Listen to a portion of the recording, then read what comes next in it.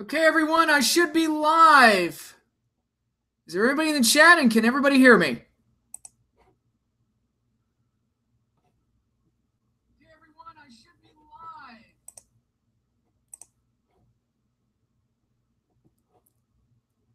Crown Jewel is the Armin Tamzarian and Snowball 5 of WWE events. We never talk about it again. Okay, We Are Pro Wrestling. I should just shut the stream down now. You just won.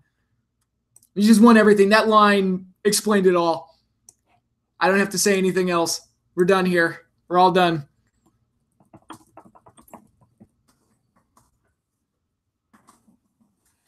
All right. Who is that? What? Okay. Oh, God. I just pulled up the Crown Jewel wiki page. That poster makes me depressed. Look at all these old people. Retirement home wrestling.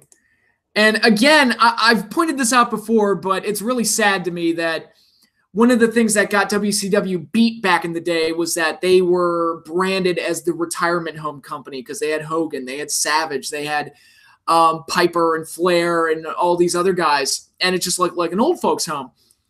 And now we've got Triple H and Shawn Michaels and Undertaker and Kane main eventing a pay-per-view. And they're older now than all of those guys were back when they were all in WCW. And it's like,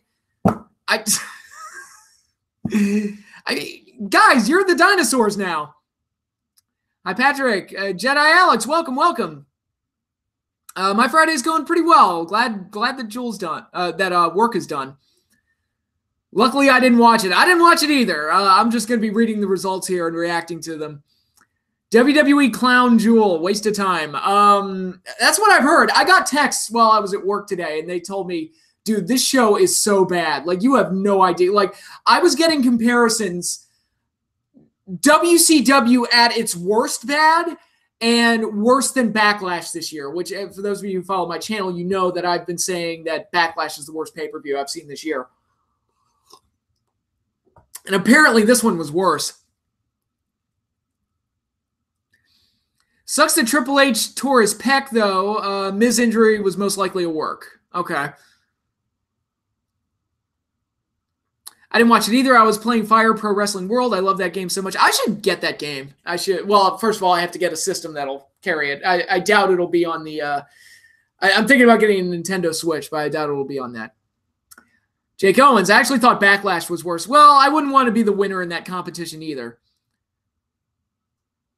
Mr. Gov, what's up?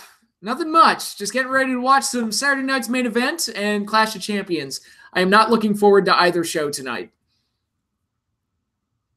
Fire Pro Wrestling is on PS4 and PC. Okay, maybe I can play it on the PC. That might be the route to take. All right, so let me start this off by apologizing to everybody for a couple of things. One, that this stream got pushed back to today. I'm sorry. I hope New Japan Power Struggle is better than this, along with Survivor Series. I mean, by all accounts, it's not going to be that hard to top Crown Jewel. But anyway, I apologize that the stream got pushed back. I got really, really busy with things last weekend, so I had to push it back. To make up for it, you're going to be getting a stream tonight, and one tomorrow night, and possibly one on Sunday, possibly one on Monday, because I really want to get through these. I want to burn through these Saturday night's main event revival episodes because it is dark days ahead, and I do not want to stretch this thing out for a month. So I really want to burn through these. So yeah, again, I'm sorry that there was no stream last weekend, but life got in the way again, and it had to be pushed back. Hopefully this makes up for it. Also, I would like to apologize for the Star Wars review that I posted a couple days ago. Apparently there was a fuck up with the recording, and there was about a little over a minute of the beginning of the video that was lost. It's like the video freezes and you can't hear any audio or anything, and then it just kicks back in. It didn't really affect the content of the review that much, but it irritated the hell out of me when I heard about it, so I've decided to pull that video down. And I think what I'm going to do, I'm going to cut that ruined bit out of the video and just tape over it with a new prologue explaining what happened, and then, you know, just play the rest of the review as is, because the review wasn't really affected by it. Survivor Series card does look promising. AJ Brock, Ronda Becky, and Rollins Nakamura. Really? They're doing Rollins Nakamura? I guess, is it a Raw versus SmackDown theme? I guess that's what they're going for. Young Stacks, welcome to the stream. Yeah, Jedi Owls. Yeah, second 53 to 202. Yeah, on the Star Wars video. So I'm going to get that fixed. It should be up sometime this weekend, possibly tomorrow, possibly Sunday. We'll see, depending on if I have time to fix it. Also, if you haven't checked it out, I did post part 2 of my Kaiju movie reviews. It focused heavily on Ray Harryhausen's work and the Daimajin trilogy. So I was really happy to go in and knock those out. Very enjoyable films. WWE is the Warner Brothers DC of pro wrestling. Ouch. I think they're more like Marvel if Marvel sucked and had no competition. Because they're like unquestionably number 1, but they get away with being shitty because they're number 1. Celtic Bird, welcome. Young Stack, screw Brock Lesnar. That Korean movie backstory, though, holy shit. Yeah, Pulgasari, that one, yeah, that one. That was North Korea, but Jesus Christ, the story behind that movie is insane. And it wasn't just that movie. That director, he made multiple movies while being kept prisoner in North Korea. I mean, it should be a movie. That story is amazing. How about Lucha Underground this week? I have not watched it yet. I've not watched Ultimate Lucha yet. This week was Halloween, and I spent most of my time watching horror movies. So I haven't watched any wrestling. And as I've pointed out before, I don't get El Rey Network anymore because of this dispute between Univision and Dish Network. They kind of screwed me over in that regard. So I've been ordering the episodes off Amazon Prime. I am going to watch it this weekend. I heard it was really good, which is great to hear. I heard part 1 of Ultimate Lucha Quattro was very, very good. It is so weird seeing Hogan back. I bet it was even weirder to have him come out to Real American on a Saudi Arabia show. The making of Pulgasari, yeah. Cena sucks. Yeah, Cena's in the main event of the show, and it makes me unhappy. So I'm taking shots at him. Respect to Cena and Bryan for just saying no to this shit show. Hey, I don't blame him. They were the smart ones in this deal. What would you say is the best and weakest season of Lucha Underground? Best season, I'd probably go with season 1, maybe season 3. But if you twisted my arm, I'd probably go with season 1 because that was when I fell in love with it. Weakest season, while it's not bad, I would say so far season 4, but I'll talk about that more when I review the season as a whole. Have you watched Crown Jewel? I have not watched Crown Jewel. I don't plan on watching Crown Jewel, to be perfectly honest, but I am going to read the results just so you can get my reactions to what happened. Won't spoil anything, but Son of Havoc versus Killshot was great. I'm not surprised. I expected that to be a great match. All right, so let's pull up the Crown Jewel results. We had Shinsuke Nakamura defeating Rusev for the U.S. title in the pre-show. Okay. That's all I have to say about that. Then we have the World Cup quarterfinal matches, all 4 in a row. Rey Mysterio beat Randy Orton. The Miz defeated Jeff Hardy. Seth Rollins defeated Bobby Lashley, and Dolph Ziggler defeated Kurt Angle. That one's a little surprising. Then from there, The Bar defeated The New Day to successfully retain the WWE SmackDown tag titles. I swear to God, I've seen that match 9 million times. I was like, yeah, I'm going to watch Crown Jewel to watch that match again. Then we have the semifinals to the tournament. The Miz defeated Rey Mysterio. Dolph Ziggler defeated Seth Rollins. So it's a heel versus heel main event. Okay, that's weird. Very, very weird. Although The Miz got injured. I don't know if that's a storyline to work or if it's legitimate or not. But before we get to the finals, we had AJ Styles successfully defending the WWE Championship against Samoa Joe. Some people were complaining that AJ went over Joe again. And I'm just like, I've said it before, Joe, he's not what he used to be. I don't know if he's the guy I would put the belt on at this point. I'm not saying that AJ's reign hasn't been overly long. I'm just saying, what else is there? You know, like with Joe at this point, he ain't the Joe that he used to be. So I think at this point, the fact that he even has a roster spot on the main roster is probably the best he could hope for. But, you know, the last match I saw between him and AJ was good. I don't know if this one was any good because it was basically a replacement match for AJ and Bryan.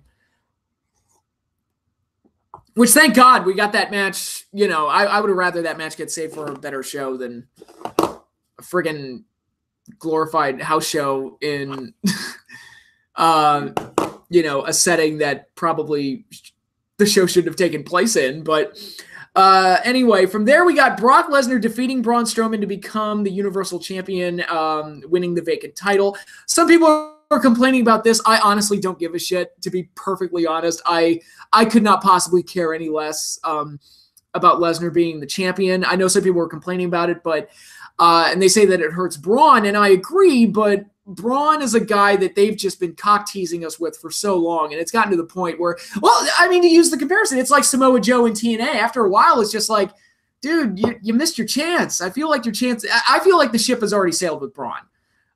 They didn't strike the iron when it was hot. Not saying he's never going to be a champion. He very well might be a champion, but they had a window where he was red fucking hot, and they did not capitalize on it at all. And now he's just another guy. So he'll probably win the belt that way, because that's what Vince likes to do: break him down and then build him up instead of just building them up. Then we had the World Cup Finals. Shane McMahon defeated Dolph Ziggler in 2 minutes and 30 seconds, winning the tournament. Oh, my goodness. Is Shane turning heel? Because that sounds like a big fucking heel move to me, to do something like that. Let me follow up with the chat. How does Nakamura go from winning the Royal Rumble to being on the pre-show? I have no idea. WWE is supposedly interested in the guy playing Killshot, Shane Strickland. I mean, he's a hell of a talent. He'd be great for 205 Live. The funniest thing about the show today was they not once mentioned where they were. I thought there would be no way around that, but as it was going. Wow, they never mentioned that they were emanating from Saudi Arabia. That's hilarious. Joe was the best heel on the main roster. After losing so much, he's been ruined. Well, that will kill a heel. Matt Riddle looks like the ultimate frat douche. More so than Mojo Rawley, or his buddy Rob Gronkowski, Mr. Frat Douche. The Universal Belt is a joke. It's not a world title. It is a joke. Who cares? What went wrong? Samoa Joe and TNA. That'd be an interesting video to do. To be fair, they probably had Brock win here, so they didn't have to mention Braun winning in Saudi Arabia. Probably. I mean, what do you do? TTTS, welcome to the stream. Triple H and HBK versus Taker and Kane was brutal. Triple H got injured early on, and there were a lot of botches. I saw some of the GIFs. The one where Kane's mask fell off was fucking hilarious. That was fucking awesome. Now, from what I've heard, I'm going to get to the main event in a bit. From what I've heard, Shawn Michaels did really, really well in the match. So for those of you that saw it, can you confirm that that was the case? I heard he was by far the best part of a shitty match. WWE is racist and doesn't care to build foreign talent like Nakamura. I don't know if that's the case, but I think Vince looks at someone like Nakamura. No, he can't speak English. He can't get over. Blah. Matt Riddle could print money for NXT, bro. We'll see. I mean, he's going to be starting there soon enough. The Miz got injured in storyline, so Shane said he'll replace him in the finals. Okay, but is Shane turning heel? That's my question. That sounds like a heel thing to do. Bald HBK looked weird. Well, yeah, I'd imagine that.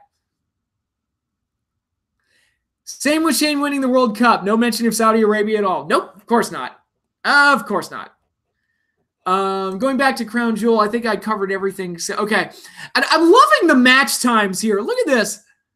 Okay, tournament match. 5 minutes and 30 seconds, 7 minutes and 5 seconds. Granted, they're tournament matches, so you don't expect them to go too long. 5.5 minutes, 8 minutes and 10 seconds, 10 and 30, 11:15, 13:05. The longest match was 13:05, and that was Ziggler versus Rollins in the semifinals. Then we get the main event involving The Undertaker and Triple H, who have no business going as long as they did here. 27 minutes and 45 goddamn seconds. Oh my God, that must have been painful. That must have been a fucking mess to sit through. I'm never happy about an injury, but if Shawn was the best part, not the old Shawn, but good enough. I mean, in that foursome, he had to have been the standout. I'm never happy about an injury, but if H is injured, will we finally go without his obligatory Mania match? God hope so. Can't wait for Survivor Series Infinity War. Riddle debuted on this week's NXT. He's already over, bro. So many bro chants. Okay, that's cool. I haven't watched NXT this week, so after Lucha Underground finishes up next week with Ultima Lucha Quattro, I'm gonna start working my way through NXT UK as well. Michaels look great. Wouldn't be surprised if he has more one-off matches. But this show never happened. I'm sure it didn't. That's almost as long as Gargano and Almas from Philly. Yeah, I know. Main event was actually hilarious. I mean, the GIFs were outstanding. The GIFs I saw with Kane's mask flying off and the spot with Taker and Triple H going into the barricade was the funniest goddamn thing I think I've ever seen. I mean, that was like Steiner falling off the apron worthy, for those of you who remember that botch. Match like pumped for Survivor Series, Rollins versus Nakamura, Styles versus Lesnar 2, and Lynch versus Rousey. Now, I have a question. Are Styles versus Lesnar 2 and Lynch versus Rousey, are they going to be title for title? NXT UK was also pretty good this week. HBK had to make it up on the fly. It's crazy that he had what it takes to go back and forth with Kane and Taker. Hashtag Botchamania. Steiner fell off the apron. Yeah, what pay-per-view was that? It was in 03. I want to say it was a match he had with Test. And I believe it was Bad Blood 2003. Let me see if I'm even close to correct on that one. And he had this famous botch where he was going to do a flying clothesline off the apron, but he slipped. So it's been called like the Superman botch from Steiner. Yeah, Scott Steiner versus Test. Singles match for the managerial services of Stacy Keibler. Yeah, I think it was the Bad Blood match where that happened. They had a few matches, but I'm pretty sure that was the one. The matches at Survivor Series are just champion versus champion. Okay.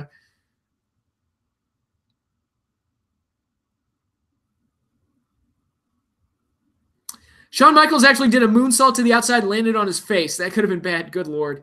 What went wrong? Test. They actually covered that last week on Something to Wrestle With on that podcast. Arlen Jenkins, welcome to the stream.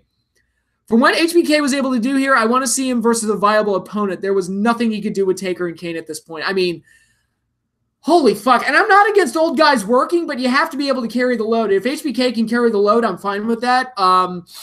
Taker and Kane at this point cannot, and Triple H is starting to get close to that point himself. Kyle enjoys wrestling. Welcome to the stream. A hypothetical question. If you live 10 minutes away from the Staples Center, would you go to the Survivor Series?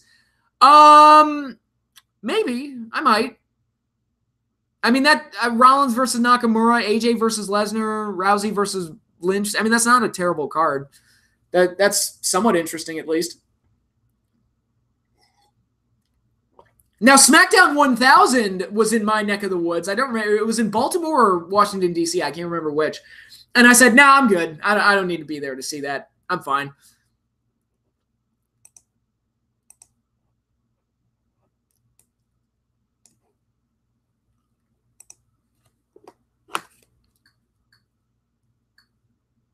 Jedi Alex, I'd go to an NXT takeover any day over a main roster show. I mean, so would I. I mean, War Games looks like it's going to be a pretty great show with all the things they're setting up and building to. And I haven't even watched this week's episode yet. ROH Final Battle and G1 Supercard will be here in New York City, and I'm going to both. Tony Storm has truly blessed me. Best old guy out there right now is Suzuki. I agree. Like, Suzuki, I'm not going to... If that dude can still work at the level he's working at, he can keep working. He's, like, in his mid-50s, and he's still, like, the scariest motherfucker on the planet. Like, Undertaker wishes he was that scary at this point in his career. HBK did the same thing versus Flair. He did the moonsault, but his partner just failed him. Yeah, that's one of the things. Go back and look at that match with Flair at WrestleMania 24. Flair was a bit off in that match. Shawn had to carry him through the whole thing.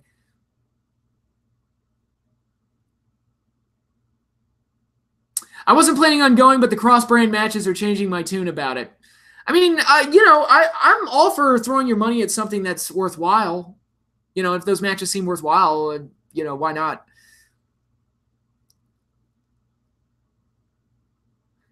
They officially announced 3 TakeOver War Games on NXT this week. Do you mean 3 matches at War Games or 3 War Games matches? Because that's overkill if it's 3 War Games matches. I wish the World Cup tournament was like TNA's annual World Cup tournament in 2008 and 2009. Suzuki versus Matanza. You could do Suzuki versus Jeff Cobb. I'd be okay with that. That whole World Cup tournament was such bullshit. It's not like I cared, but still, out of all the guys, they have Shane win it. Again, I'm asking, did they play it up in a way where it would look like he was turning heel? 3 matches at War Games. Okay, 3 matches at War Games. That makes sense. Okay. Alrighty, guys. Well, I'm ready to get started on Saturday night's main event from July 2006. I have Jeff Cobb in my Fire Pro Wrestling. I'll do that later. Awesome.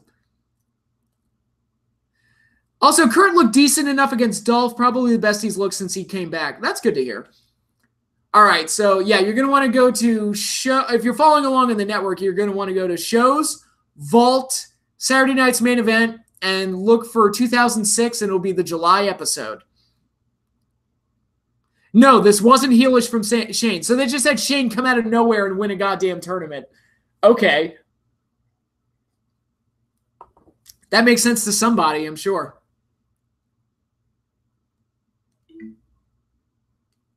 I mean, to me, that makes him an asshole heel, but what can you do? Okay, I'll give you all a few minutes to get on the network. And I'll be honest, I am not looking forward to this episode. We've got DX versus Spirit Squad, and we've got John Cena in the main event against Edge. Actually, let me read the summary. Edge defends the WWE Championship against John Cena. Batista, Rey Mysterio, and Bobby Lashley battle Mark Henry, Finlay, and King Booker. That is the most SmackDown-y 2006 match ever. I mean, nothing screams SmackDown 2006 more than Batista, Rey, and Lashley versus Mark Henry, Finlay, and King Booker. I'm surprised that wasn't a pay-per-view main event for SmackDown.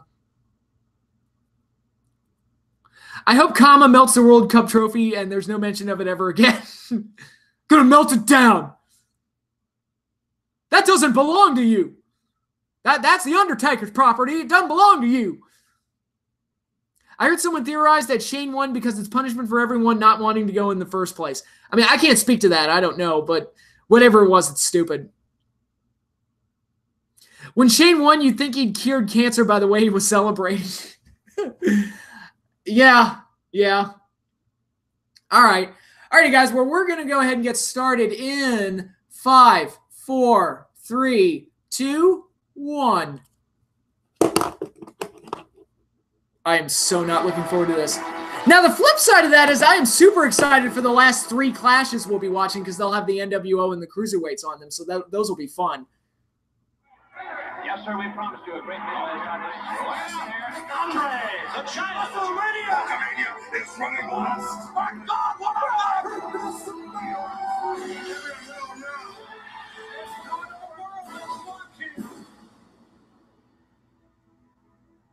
Hopefully this show doesn't drag the way the last one did. I do not like the 2006 intro, except for the shots of the hot ladies. That's literally the only thing I like. I miss that old WWE intro. I miss the old the old Saturday Night's Main Event intro. Who was that in the bikini? I didn't see who that was, but that was nice. I'm a pig. Leave me alone. What went right? WCW Cruiserweights. Shitload of talents, and they just let them do what they wanted. Still don't know how was the World Cup when all the participants were American. Well, it was held in a different country, so that's the world part. It's cross-country.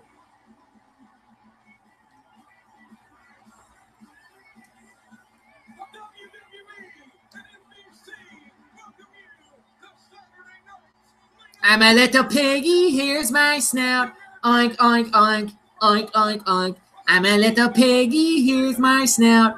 Oink, oink, oink, oink, oink, oink. Spirit Squad versus DX. Shoot me, kill me, fuck me. I hate life right now. I'm already miserable. It hasn't even started yet. And again, that's okay. Booker, Henry, and Finlay versus Batista, Rey, and Lashley.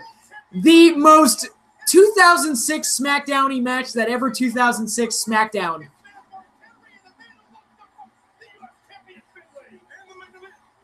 Edge versus John Cena for the WWE title. Almost said WCW. What went right? Ray Harryhausen. That dude was dedicated to his craft. That's what went right there. And we are open. Oh, it's like an old Saturday Night's Main Event. We're opening up with Hulk Hogan. We're starting with Hulk Hogan.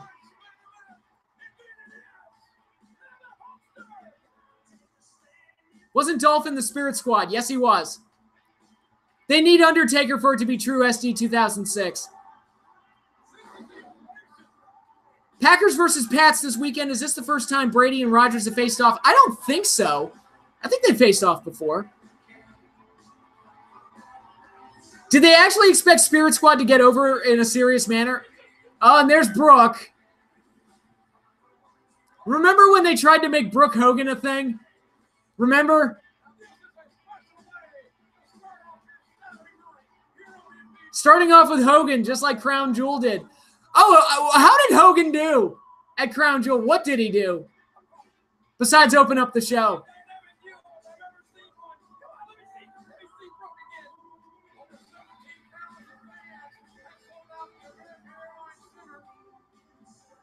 The Dream has no memory of that. No memory of Brooke Hogan when she was a thing? Remember when the world was trying to tell us how hot she was? I mean, she's not bad looking. I'm not saying she's ugly, but she's a little, you can see a little bit of daddy in the face there. Not to the degree that you do with Charlotte, and her dad, but there's a little bit of the Hulkster in Brooke Hogan there.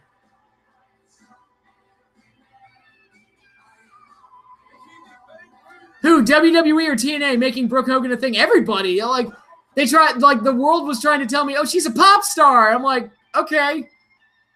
Sure.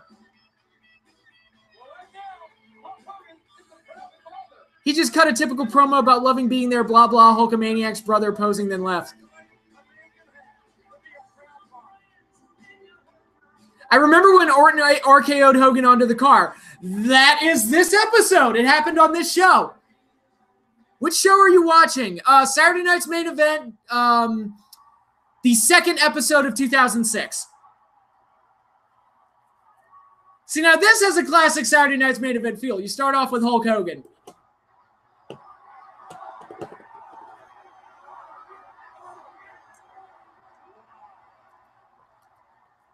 It's so weird seeing Hogan in front of a crowd that has DX shirts on, though. Oh, don't give Brooke the mic. That's a bad idea. I mean, she's not the worst, but she's not the best.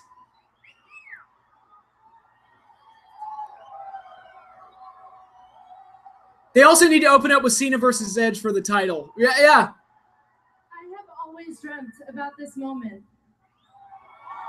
The crowd's actually being nice to her. I'm kind of surprised. The moment that I can stand here next to my dad in this ring tonight in front of all of you. Orton was actually awesome in the Hogan feud. Too bad it ended quickly and with him losing. Yeah, actually the Hogan-Orton feud was solid. Like, they did some decent stuff. And the match was okay, too, if I recall. Didn't they have a solid match at SummerSlam? If this was 2008, boo! Yep. What was your first reaction to Hogan going to WCW? I was interested. I was like, oh, that's cool. Let's see if they do anything with it. Thank God she looks like my wife, Linda. She looks a little like you, Hulk. And also very awkward that Linda gets brought up. Saturday Night Main Event, May 11th, 1985. The Orton-Hogan match to me wasn't that good. Okay, I remember it being okay, but... Hulkamania is still running wild, brother. Although the funny thing about that show, that was like a glorified legend show because you had DX, like ECW was featured, you had Mick Foley, Ric Flair. It was like a legend show. I do remember that. And here's Randy Orton. Okay, now correct me if I'm wrong.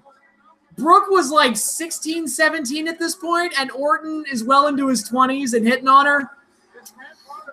Little statutory. Smidge statutory. Now, he mentioned the first Saturday Night's Main Event. Correct me if I'm wrong. Didn't Hogan face Orton for the title? As in Randy Orton's dad, Cowboy Bob Orton, on the very first Saturday Night's Main Event.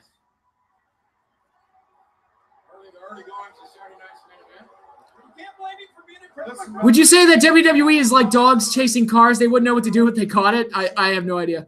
There was no way, sir, If Cena never got injured in October 2007, do you think WWE could have made lots of money by building a big star and then having Cena drop the belt to him at WrestleMania 24 sometime in 2008?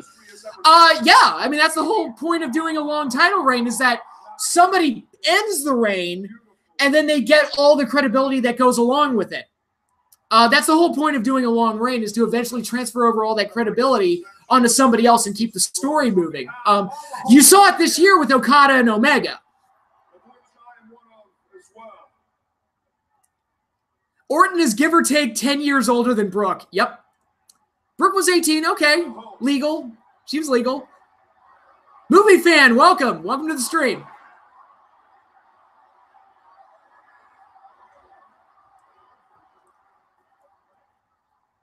God, Orton. Since you are a legend among legends. It's weird seeing Orton with hair now, like back then. I am the legend killer. What went right? The Dark Knight, Batman 89, and Batman the Animated Series. Great vision, great direction, excellent execution all around. Challenge you to a match at SummerSlam.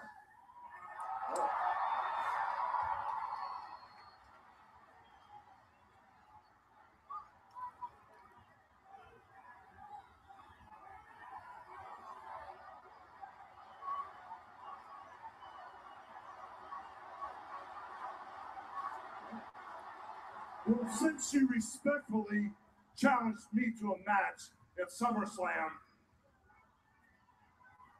I respectfully accept.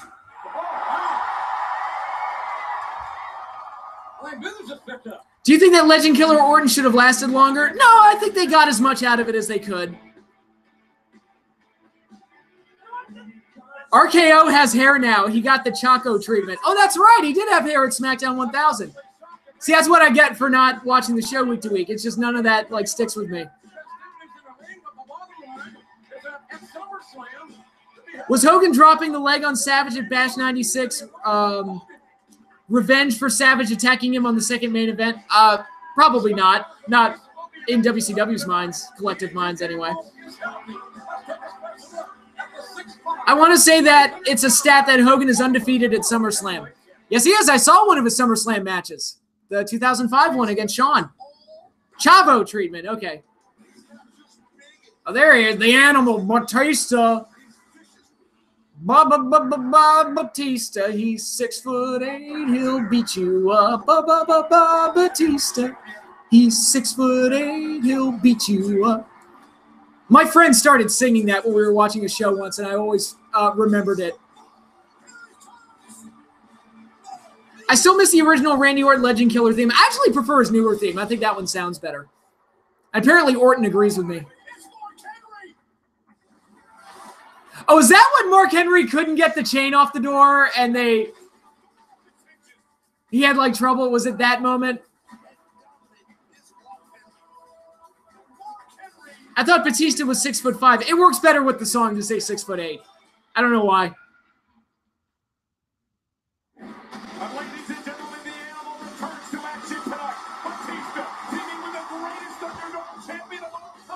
Rey Mysterio, the underdog champion that never won matches.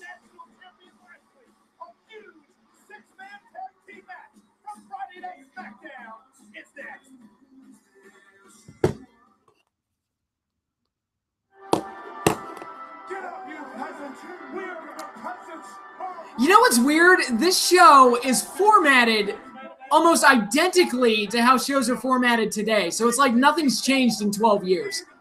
As far as how it's how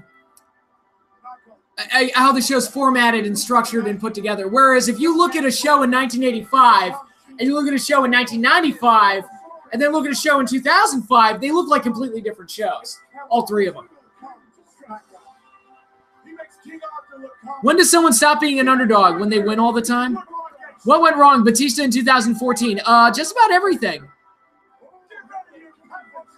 Such an underdog champion, they took heavyweight off the World Heavyweight Championship. How much of HBK's heel character in 97 was just HBK being his real-life self? I'd say about 90, 95%. Like, that was just Shawn being Shawn.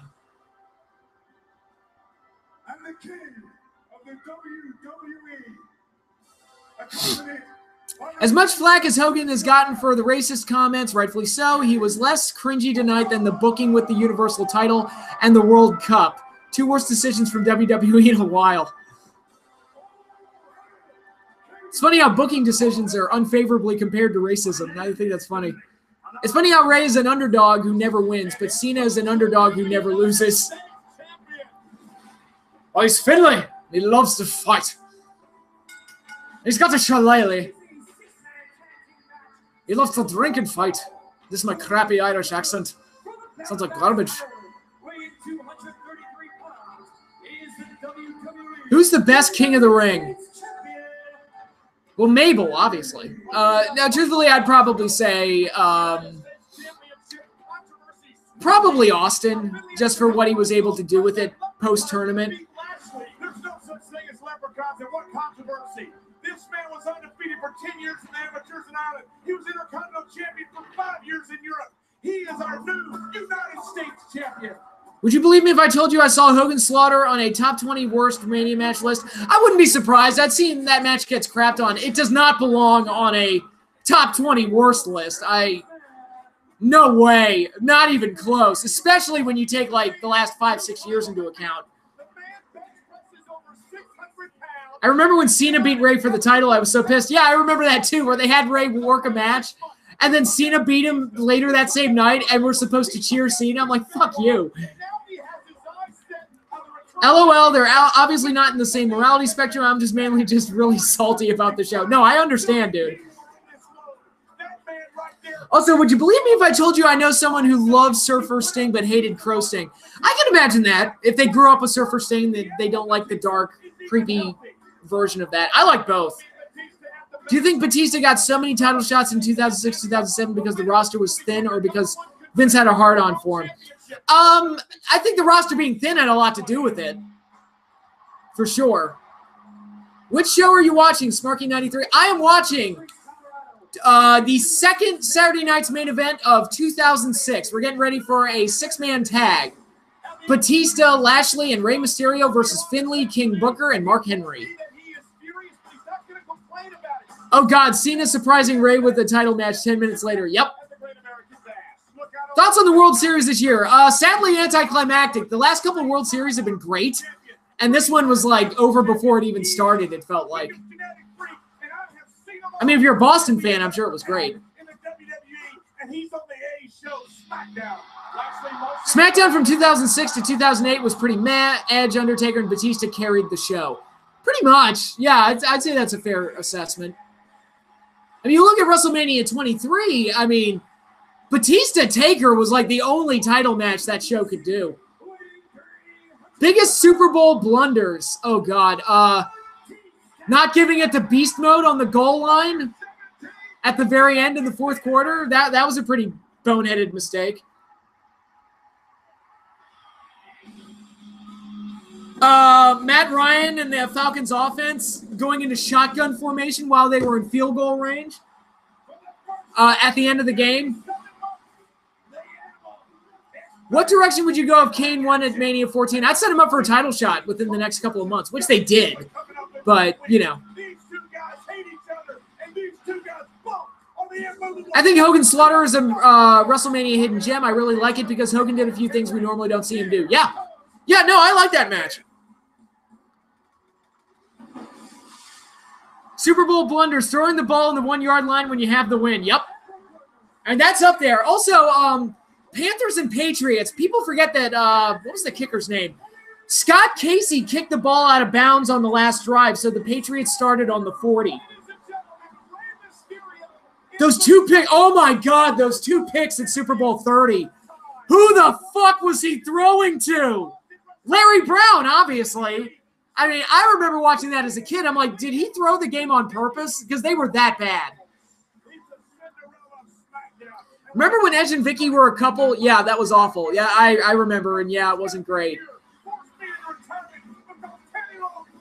Also, I heard a light rumor that WWE may be interested in Mike Tenay being the 205 Live GM. All right. I mean, I'm not opposed to Mike Tenay having a job.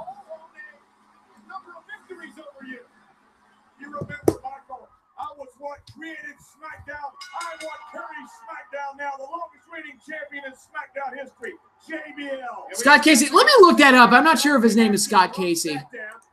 Let's look it up. It was Super Bowl 39. The former United States title holder wants to get a bit of revenge against Finley tonight.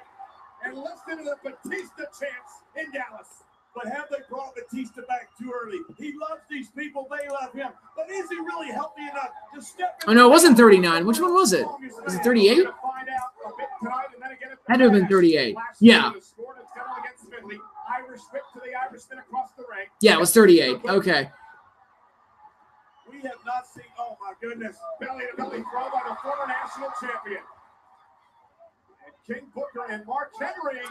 And here's the standoff. All hell looks like it may break loose. What's going to happen when we return to Dallas? We're back on Saturday night's main event on NBC. Over 17,000 fans jammed into the American Airlines Center in Dallas, Texas. Panthers. Let's see. Yeah, I'm looking up the Panthers roster from Super Bowl 38. You can tell how super interested I am.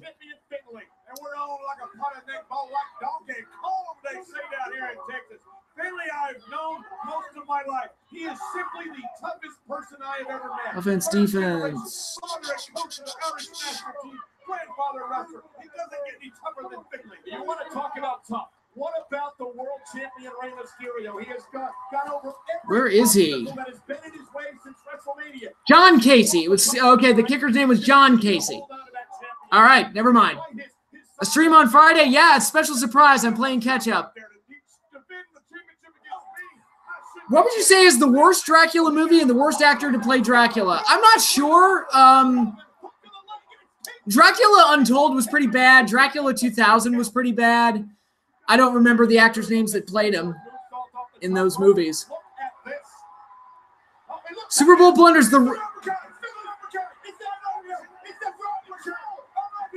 Oh, there's Hornswoggle. Back when Hornswoggle was kind of cool.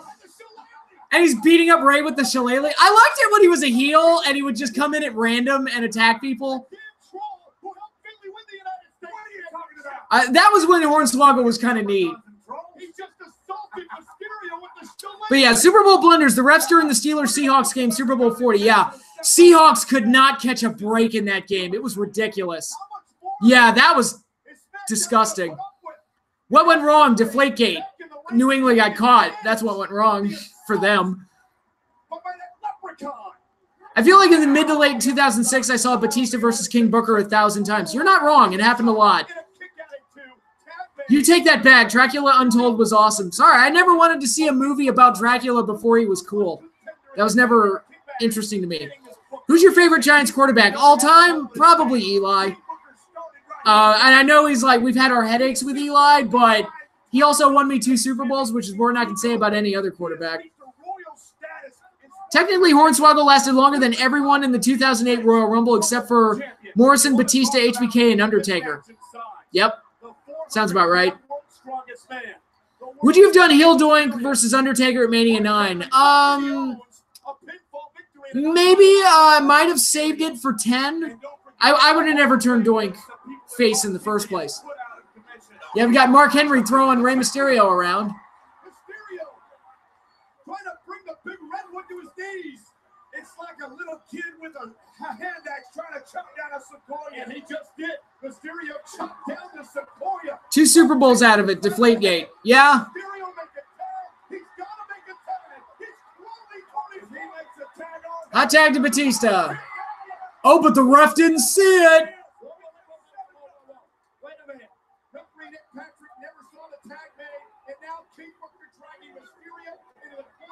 Batista's like, blah, blah, blah. Batista, the cheater that he is, trying to get into the ring. What do you mean cheater? He made the tag. You saw it clear as day. Do you think NXT TV taping should tour from time to time? It wouldn't hurt. I would like to see a different venue from now, every once in a while. This guy gave up his championship. Holy shit, Taker versus Doink in 93 is a match I never knew I wanted to see, right? It'd be a perfect match. I'm surprised they didn't get around to doing it. What the hell are you talking about? He was too busy working with Giant Gonzalez. Mysterio, the champion across the ring. Rey Mysterio. Ray with that head scissors on Booker. Call the match, moron. I don't think If WWF did the invasion angle correctly, do you think Mania 18 could have been the most bought Mania of all time? Yeah, I think so. Look at Ray crawl around the ring. Now he gets the tag to Batista. Boom, Batista. Body slam. Body slam. King Kong wants to step in there with his big T-Rex. Doink versus the Joker versus Krusty versus It. Takes advantage. Spine, but Batista is moving really slow here. Like I know, didn't he just come back from an injury right before this or something? Hey, as much as I hate this guy, he is on fire. I've been in the ring with him when he does that. You better leave when he does, because this man is the animal. Thumbs up, thumbs down, does not bode well for the king. Austin versus Hogan would have been the main event to end all main events. The Army Sergeant. You say that. I don't. 619 on Booker. That wasn't the legal man.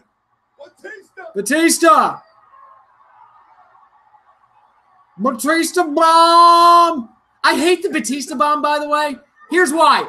It's a sit-out power bomb, but he doesn't pin him on the sit-out. So why do the sit-out? It makes no sense. And Batista faces win.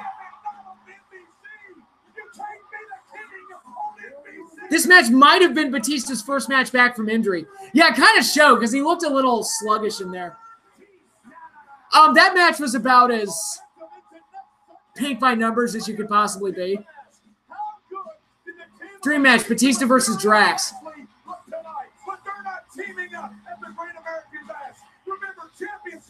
I know it didn't last long, but did you see Doink in ECW as Born Again? His promo with Shane Douglas was amazing. Did I ever see that? If I did, I don't remember it.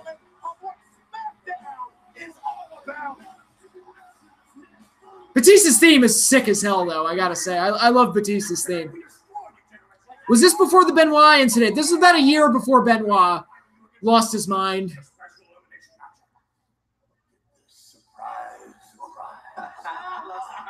We've got holding cells, one on each side of the ring coming down to the floor. And guess what? When you eliminate one member of DX, you throw them in a holding cell. Oh, yeah, like they're going to beat anyone from DX. There's Dolph, a very young Dolph with a friggin' like that haircut. Pardon the interruption, folks. We're degeneration That's just a bit. Boss. You ever wonder what somebody like him is really thinking?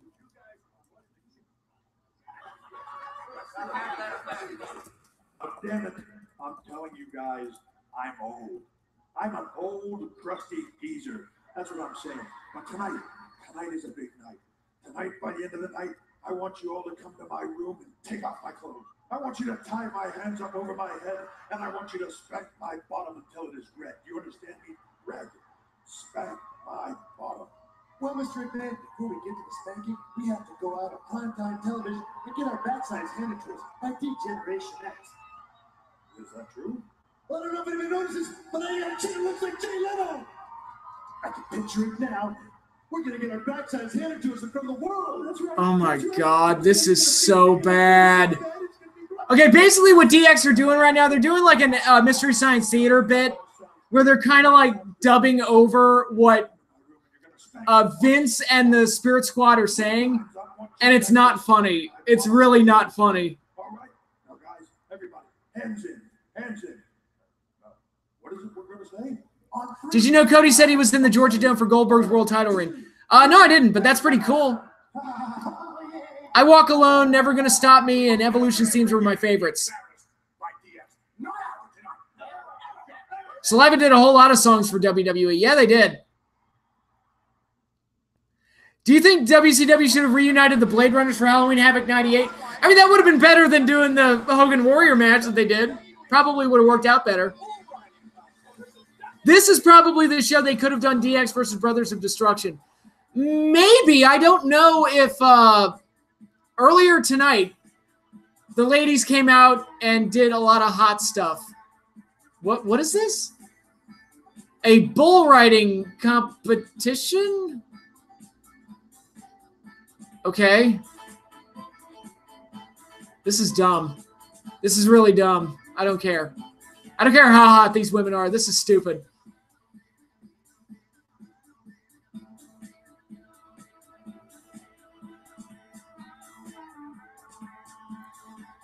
I am literally laughing at how bad this dubbing is. Yeah.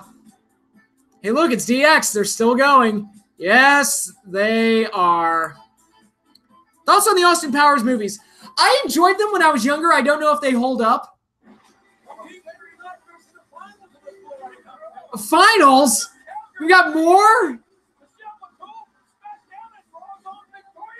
I don't care. What the fuck, you people? You fuckers. Now this is my jam, Eminem.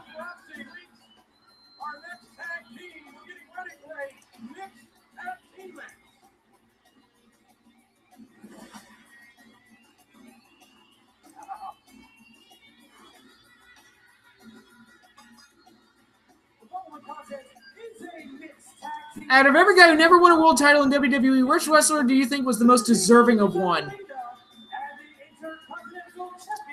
Personally, the two that come to mind for me are always Roddy Piper and Ted DiBiase. I think those are two guys that absolutely should have. Is it as dumb as HLA? Not quite as dumb as that. Oh, going back to the Austin Powers question, Dr. Evil, for like, when I was a teenager, Dr. Evil was like my favorite character ever. So, oh, Melina, that entrance is very nice. Very nice. What went right? The Sandman and ECW. The right personality in front of the right crowd. I could watch Melina do her entrance all day. Me too. Melina had an entrance. Given her reputation, I imagine she had more than one. What about Ravishing Rick? Ravishing Rick is a could have been, not a should have been. Trish looks fantastic here. Look at that. Spin the face of people who don't want to be cool. You want to talk about a missed opportunity? Fucking Carlito, man. God, he was red hot for a solid minute there, and they just did not pounce on it. Eminem were awesome. They really messed up with Morrison. I think they messed up with the whole team. In a better world, Hogan would have lost clean to Sting and Starrcade. Then Hall and Nash should have been too much for him and brought the Warrior to back him up. Well, my idea for an NWO split, it would have been Hogan and Savage versus the Outsiders. The Mega Powers versus the Outsiders.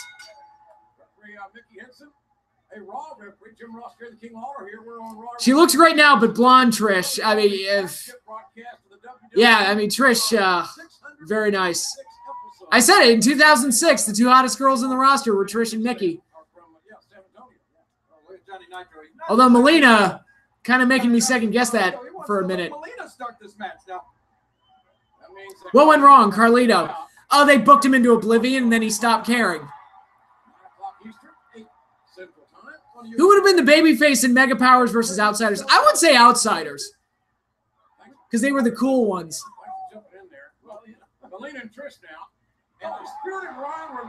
Yeah, Trish is wearing these, like, strung together leather pants. I think they're, no, it's not leather, but damn.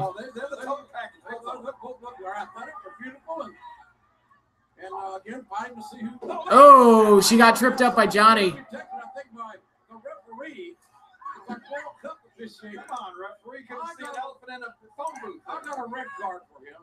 Here we go. Oh, what was that? Thumb to the eye? That's not very ladylike. Well, I don't know what neither is that. You wouldn't see Meredith Vieira doing something like that. Come on. I get the feeling that JR doesn't give a shit. Well, Trisha mix it up with any diva. Oh, look at that. Why is Trish paired up with Carlito? That is such a weird, like, out of nowhere pairing.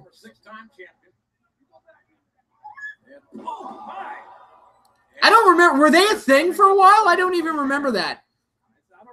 What would you say is the best no-selling of a finisher? I think back to Hell in a Cell, the first one, where an Undertaker sat up from the Sweet Chin Music. Also, another cool one, even though it's technically not a finisher, When Sting no-sold the guitar shot from Jarrett at Bound for Glory 06, that was pretty cool. The athleticism from Carlito there, and we'll see that from him from time to time. Great athleticism, but you'll see some from the wheelbarrow action and Nitro's head bouncing off the canvas. What went wrong? Insert 2000s mid-Carter here. They booked him into oblivion and he stopped caring. Oh, their pants they're coming out of their pants. And of course they take the camera off of it. Backstabber by Carlito. 2. And that match happened. They tried pairing them before Trish's retirement. Yeah, I don't remember that at all. I love the victory smile on the face of Trish Stratus. At this time, only 2 months before until Trish retired. It was so sad because she was my first ever crush on any female ever. Hey, if there's anything I've learned about the entertainment business, there will always be pretty females to have crushes on. There's no shortage of them. And not just wrestling either. They're...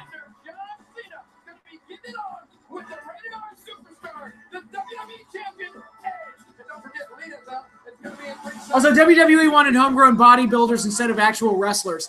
That seemed to be their thing for a while.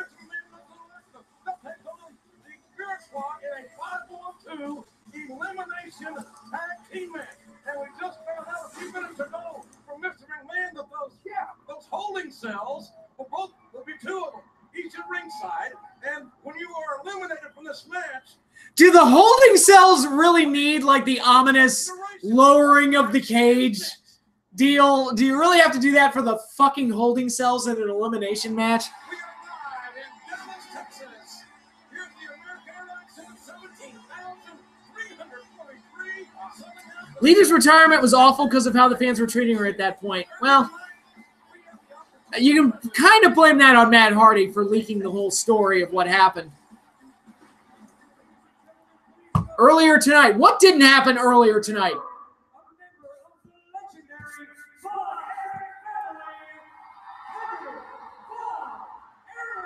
Kevin Von Erich.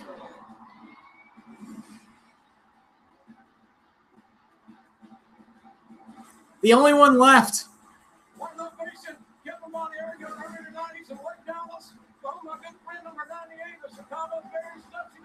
What went right? Unsolved Mysteries. Everything. The show was great.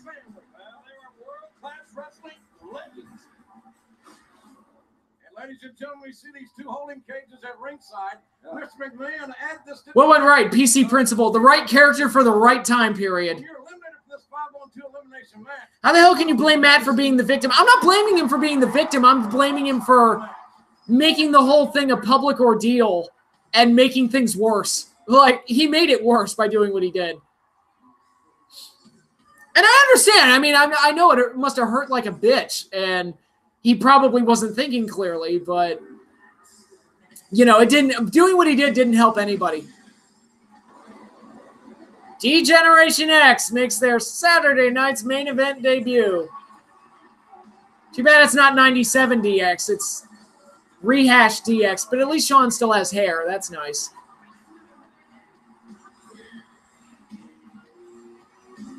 What pay-per-view do you think you've watched more than any other? Probably WrestleMania 7, if I had to guess, because that was the one I watched a lot when I was a kid. Helped Edge. Yeah, it did help Edge in the end. It helped Edge a lot. Yeah, Edge really benefited from that whole thing. Perhaps he wanted to render Edge and Lita obsolete. Yeah, well, he failed.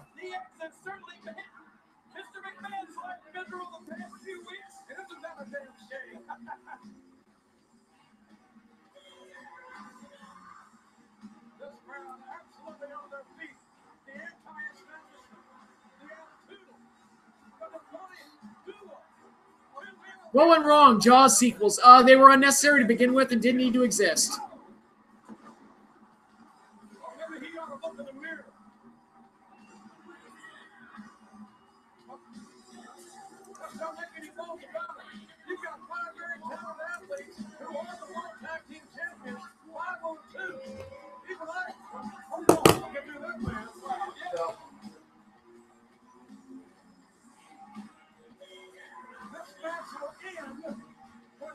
team has been completely eliminated. Your sympathy and team for two of them. And they certainly get their work cut out for them. Sorry, I needed to get a beer. I'm going to need some booze to get through this.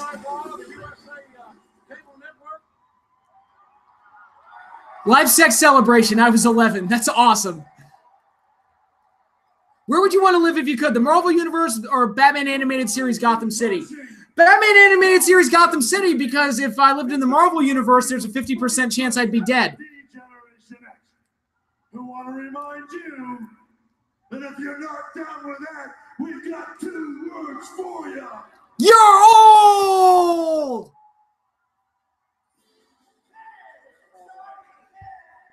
Nicky! Mikey! We are the Spirit Squad! I'm sure somebody thought this was funny. I was 12 for the live sex thing. At least you're not covering what I had to cover for a month. Yeah, I know. Dude, some of those Halloween Havocs you covered, I'm so sorry. Other than Star Wars, what are some other movie series where the sequel was the best? Star Trek, I think Wrath of Khan was better than the first one. Aliens, I would say Aliens was better than the first Alien. It's close, but some other ones, I don't know. I'd have to think about it. I guess Captain America, because I liked Winter Soldier more than the first one. Hot Shots, I think Hot Shots Part 2 is better than the first one. Is there any piece of movie music more epic than the Terminator Rise theme? Maybe some of the Rocky scores, but like that Terminator Rise theme is pretty awesome. What went right? Terminator movies. The first 2 went very, very well. And actually, that's another one where I'd say the sequel was better than the original. Anything after Terminator 2, I'm just like, forget it.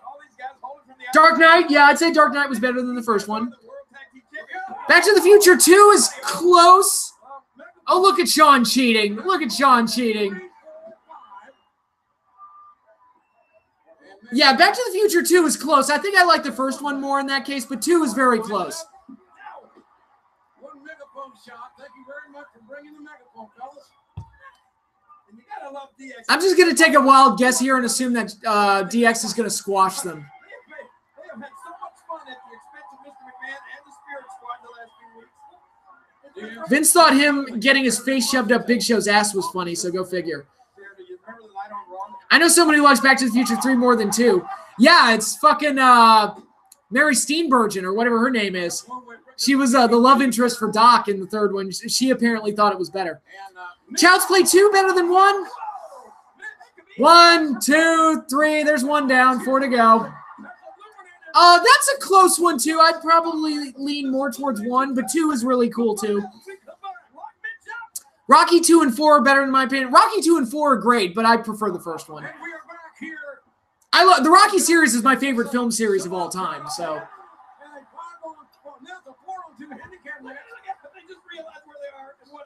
Saturday night's main event continues with long matches still to come, including the battle for the so many bodies to squash, so little time. Spine Buster, 1, 2. Triple H gets rid of another one. That's 2 down. Oh, this is when Triple H had that stupid mustache. But in Gotham, you would have died from Laughing Fish or Joker's garbage barge, of laughing gas or Joker blowing up an amusement park, or just the Joker in general. No, nobody died in that cartoon. I don't think anybody ever died in the cartoon. At least not in the earlier episodes. I've only seen Rocky 1 and 4. I highly recommend all of them, except maybe 5. I don't hate Rocky 5, but it's not great. It's the black sheep of the series. What went right? Jason Voorhees.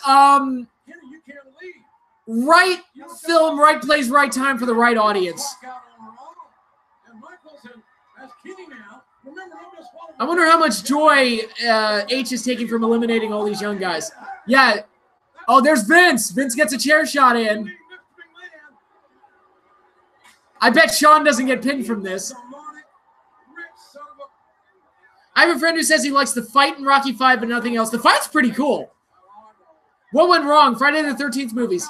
Nothing really. It's like they were entertaining. The Friday the 13th films were entertaining trash. They were designed to be trash. That man makes Jerry Jones look like a hands-off owner. Look here, look over, and Michael's got a near fall. That man makes. He just compared Vince McMahon to Jerry Jones. If I were Jerry Jones, I'd be insulted. If I were Vince McMahon, I'd be insulted. Joker is scared of the IRS. Yes, he is. I remember that bit.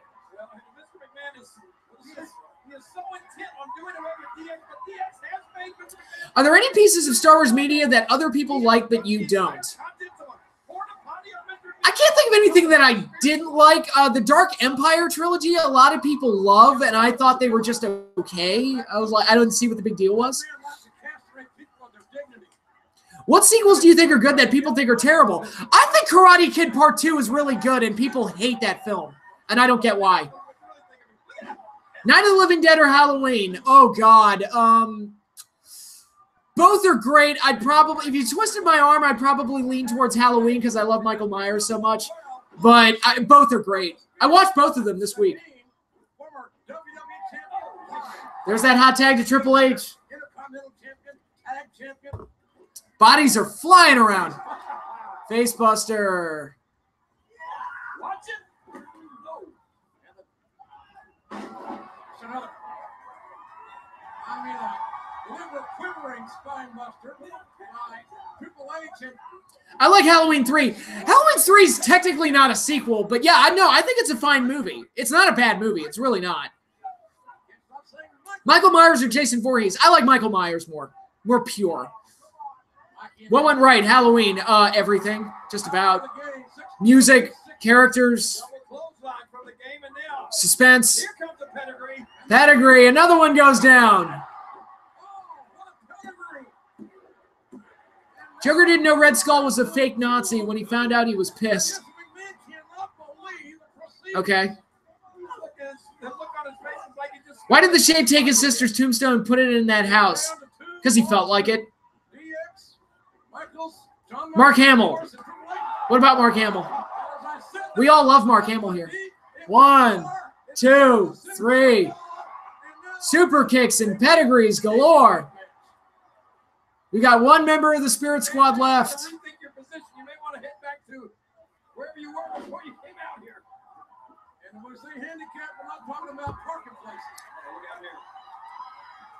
Wow. Shawn Michaels going to the top, and down he comes. Michaels stopping that big elbow from the top. Mr. McMahon can't believe it. He might sold himself. Oh, please. Shawn Michaels tuning up the band for what he refers to as some sweet chin music. Super kick.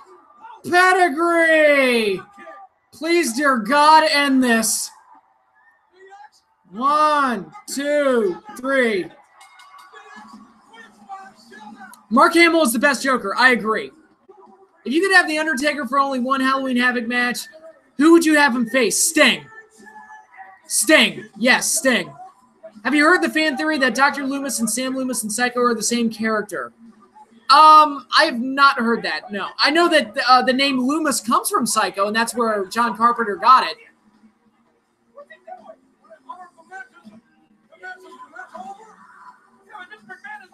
What's your favorite kill scene from the original Halloween?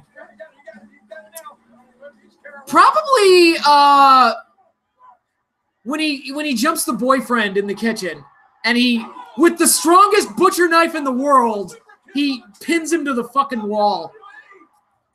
No way any butcher knife would be able to hold him up, but it's a cool visual. Oh, now Vince McMahon's locked in the cage. Oh my God. DX just ejaculated over everybody. They're the coolest and the greatest, guys. Nobody can stand up to them. That took too long. Yeah. Have you ever checked out the channel Dead Meat? He does kill counts on all different horror movies. I have not, but I will definitely take that under consideration. That sounds like something right up my alley.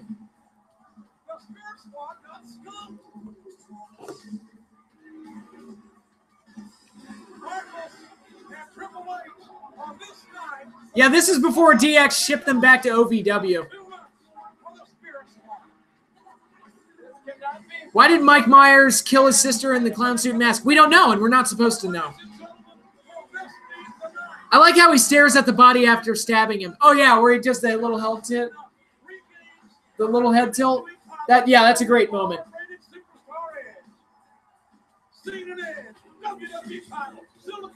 WWE title.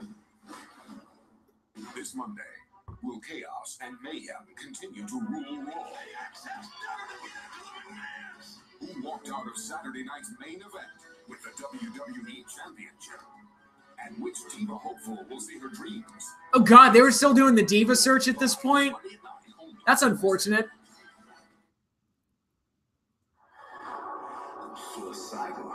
Oh, it's Sabu. Look at that. No joke. The Mike Myers I have in Fire Pro Wrestling's World finisher is called the Judith Myers Tombstone. That's awesome. Similar to Undertaker's sit-up, they must have gotten Kane's head tilt from Michael Myers. Absolutely. I'm sure that's exactly where they got it. Is Hannibal Lecter up there with Michael and Jason? He's kind of his own thing. I mean, all of them are great characters for one reason or another. But I don't think of Hannibal Lecter as like a slasher villain.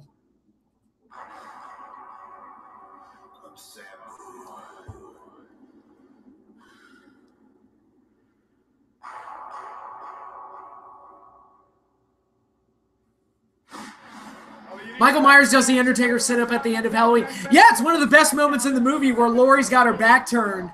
And it's a lot of the shots in that film and the staging of the shots and the lighting of the shots are just perfect. And that's one of them where you can just see Myers well enough so that when he sits up, you get the full, like, suspenseful, oh my God, he's not dead yet. Who shall be present with this man, the great Khali? And once and for all, dead man, your legacy will be buried at the hands of the great Khali, the one true phenom of the WWE, the one true giant of the WWE. Is this right before Great Khali, like, destroyed Taker at Judgment Day? Well, it's a big show. Big show tonight. Championship wrestling. You want to talk about a giant? I don't know who's going to pay for all this catering, but it looks like Jurassic Park just came to Saturday. I think the original Kane character was very much a horror movie villain. Oh, absolutely. Yeah, Jason, Michael Myers, they totally borrowed from those to create Kane. I always hear The Undertaker's gone when the Shape does the sit-up. That's interesting. Hi, Big Show. He's still going. I'm the big slow.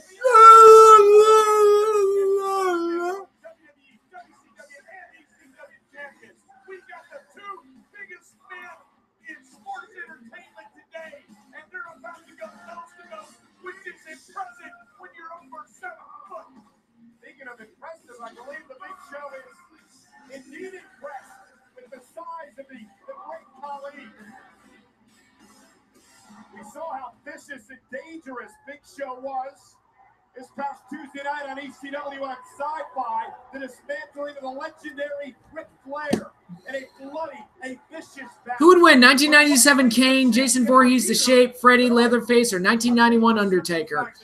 Of that group, I'd say Jason Voorhees. Unless it's in the Dream World, then Freddie. Freddie can only stand a chance if it's in the Dream World.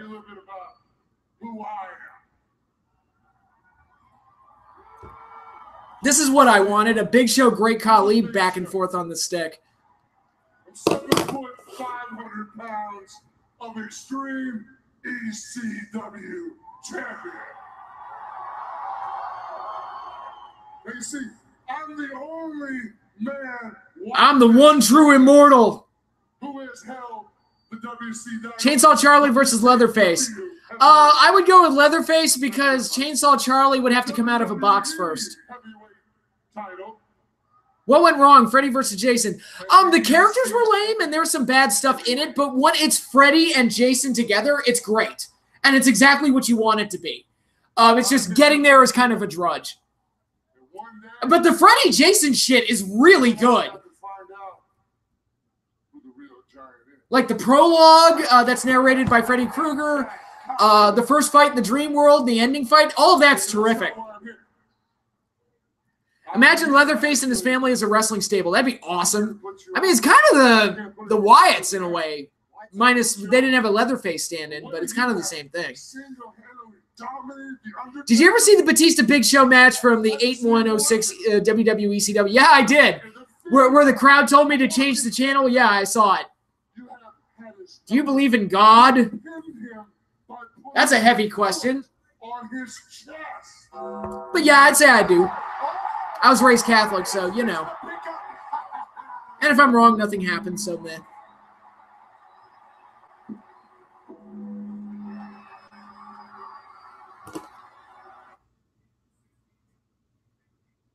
Sorry, someone's standing outside my door for some reason.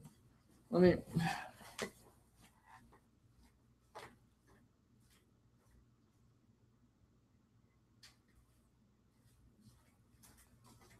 Yeah, there's somebody playing music in the hallway, and he's like right in front of my door. But whatever. Oh yeah, we've got Taker, guys.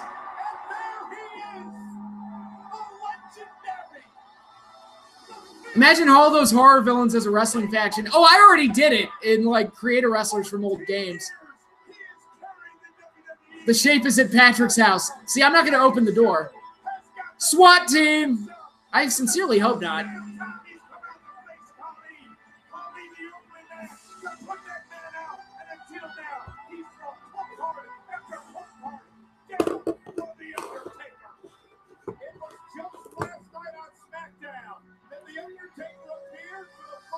Well, Taker's making his entrance, so we have 20 minutes to talk. Fair enough. Why do they do the full entrance every single time he comes out? Shouldn't they only do that for the matches? You don't have to do the full fucking entrance every single time he comes out.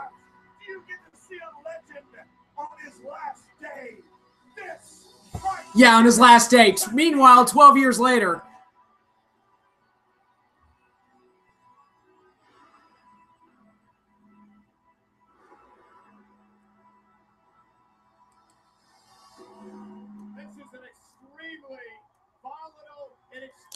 Dangerous situation, ladies and gentlemen. Extremely volatile. Hell, Michael, is like a fire and gasoline. We got something fixing to blow the roof off the AA Center right here on NBC. The battles between The Undertaker and Big Show have been legendary in the past. And we all know what the great Khali has done to The Undertaker. For months, Thoughts on Crown Jewel? I didn't watch the show. I read the results, and it sounded like a shit show, to be perfectly honest. How did Vince plot a Jason versus Shape movie? He'd have them fart on each other first. Then they'd slip on banana peels. And then the babyface would kill them halfway through the movie. Which is scarier, the shower scene in Psycho or the bath scene in Nightmare on Elm Street? Ooh! I would lean towards the Psycho shower scene, but both scenes are great. I was so let down watching this live and Taker didn't get the double choke slam. You were there for this show? Someone's getting serenaded.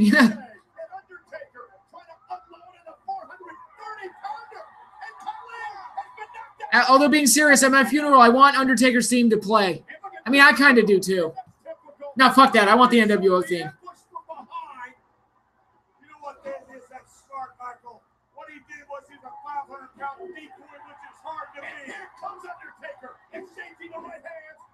ECW champion of Big Show.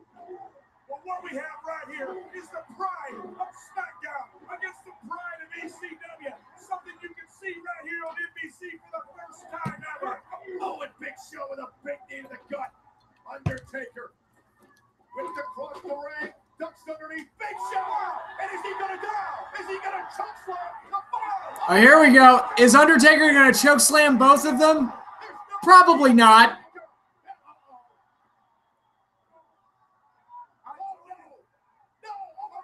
Double choke slam on Taker. I want Real Man's Man playing at my funeral. Fair enough. How would you plot a Jason versus Shape movie? I would start Jason off in Crystal City, having him kill people like he always does. I would start Michael Myers in Haddonfield, have him kill people like he always does, and then have them work towards each other throughout the film. And then at the end, they cross paths and try to kill each other. Where's our house tour, goddammit? What house tour?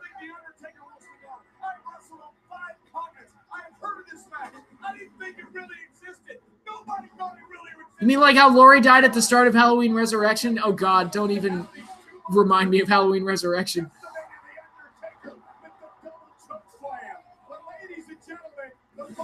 William Regal said he wouldn't mind Real Man's Man playing as he was lowered to the ground.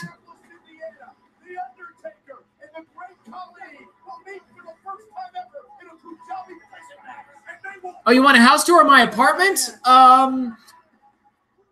Well, I might not be in this apartment for much longer, so getting a tour would be kind of silly. Can't go wrong with Megadeth. No, you can't.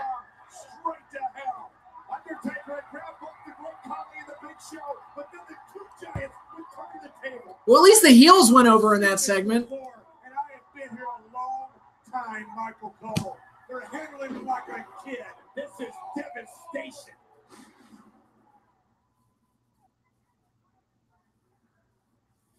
Big show.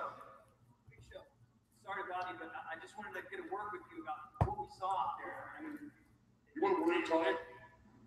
What are some movies where you were rooting for the killer? The Friday the 13th films, because the characters in those movies are so goddamn stupid, they deserve it. William Regal seems like a really cool guy. He does. I've seen him in interviews. He seems like he's got a good sense of humor, too. Super Mario Brothers 3 turned 30 last week. Oh, dear God. You want to see the Extreme Giant? You tune in on Tuesdays on Sci-Fi. You see the big God, remember when ECW was on Sci-Fi, for God's sake? That's such a weird piece of WWE history. and the WWE title. The Undertaker, the Phenom. Tell the Undertaker that I'm issuing a challenge. I'm challenging the Undertaker for this Tuesday night for the ECW Heavyweight Championship. When I'm done being extreme on the Undertaker, the Great Khali can have what's left of the Great American Bash. Oh, is this when they were doing the Punjabi prison match and Khali couldn't make the match, so Big Show just got thrown into it randomly? Give us a close-up of that pizza-shaped thing behind you. The pizza-shaped thing, that's not pizza. That's a Cal Ripken flag. That's a commemorative flag from when he broke the record for most consecutive games. It's one of my prized pieces of memorabilia. Sabu versus Stevie Richards. What's your favorite Stone Cold versus Taker match that they had in their trilogy of matches from 97 and 02? I feel like they had way more than 3 matches in that time period. My favorite one, probably the SummerSlam 98 match. I know a lot of people don't like that match, but that one just felt the biggest. What was the record he broke? He most consecutive games played without missing any games. That was the record he broke.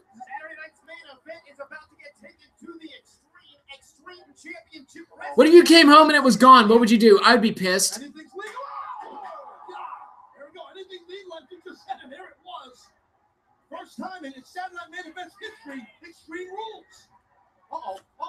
There's Sabu. That's up. Whee, Sabu. And this is what ECW is all about. Extreme aggression, extreme physicality, extreme sexuality. That's up. Oh, my God. Sabu, that moonsault. Sabu is an extreme original. How many games was the record? 2,131. And he went further than that. I don't know what the exact number is now. Oh, look at this. Again, Extreme Rules. We seen this before. This is classic Sabu, and oh man, God knows, only knows. Yeah, Austin was not in the best shape during that match, and you can tell. He also got knocked loopy, and you can tell. But I think the atmosphere and how big the match was from the build-up standpoint made it worth it.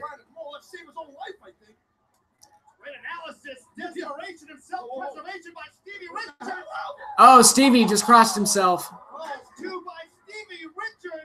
Is that your favorite piece of sports memorabilia? I have a couple of giant Super Bowl plaques. Those are my favorites. That and my Super Bowl scrapbooks, which I don't think I've ever shown to you guys. When the Giants beat the Patriots in the Super Bowl, I made scrapbooks. This is a thing I actually did. I went through the newspapers and I actually made scrapbooks commemorating the games. This is an autograph from Plaxico Burress. My sister got that for me. And Sabu won that match while I was talking.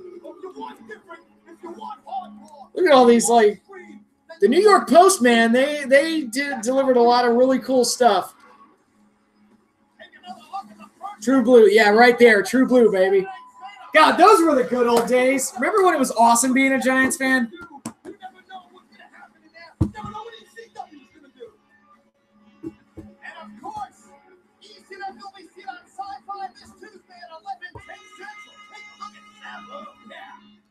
How often do you go through that scrapbook?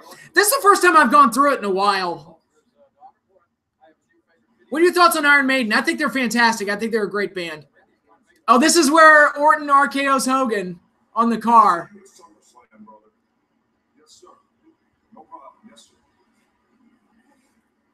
Brooks all like, oh, I got the vapors. Randy Orton was hitting on me. I got the vapors.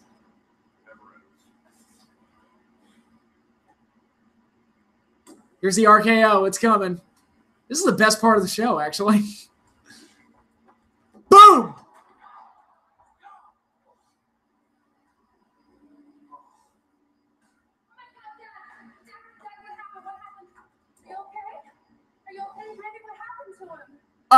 Randy attacked him. That's what happened, Brooke.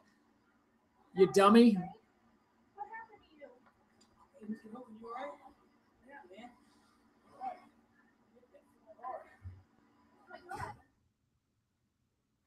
We're back, folks, and every night Randy Orton comes out, so genuine, so nice. He wants to wrestle Hulk Hogan at SummerSlam. Well, the match is on. I wish it was that awesome being a Jets fan. Yeah, you guys have suffered more than we have. Now that's dedication, damn right it is. The fact that I did it twice is even better. True Blue, that's the same for my sports team too. What's your sports team? But that's the life of a sports fan. You have to take the bad with the good. Absolutely. Absolutely. And I lived through a lot of bad to get to those 2 Super Bowls too. So it wasn't all peaches and cream getting there. Did you ever hear the story of Orton destroying a hotel room on a European tour? Yes, I did. He was quite the rowdy one.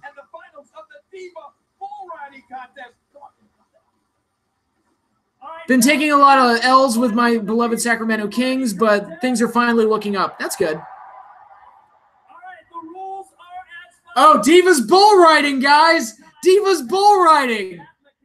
Hooray. How much time do I got left in this? 18 minutes. Only 18 minutes left. Get me there, God, please.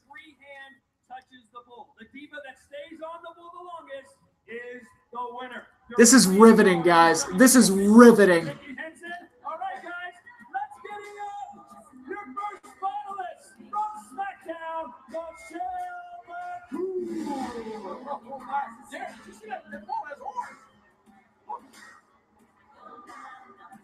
No comment. Still upset at Randy Orton. Well, I know that Michelle McCool can ride a bull. I've seen who she's married to. We also got Diva Dodgeball at SummerSlam 04. Being a Lions fan is so bad at times. Yeah, you guys have really suffered. Do you like Super Bowl 42 or 46 more? 42 for beating the undefeated streak. I mean, you can't beat that. My sports team is Chelsea Soccer, which you don't watch. No, I don't watch soccer. She lasted 11 seconds. Good ride, 11 seconds. Will it be enough? Oh, 12 seconds. YouTube decided to sign me up, but I'm back. I had to clean my browser. Okay, welcome back, Young Stacks. You have not missed much. And we've got Diva bull riding going on right now, so you could have waited a while too. Michelle McCool, it's not who you are, it's who you're married to. Oh, this is when Victoria was a heel and she had that stupid dance theme. And when they turned her heel, they slowed the dance theme down to make her sound more menacing. So it just sounds stupid.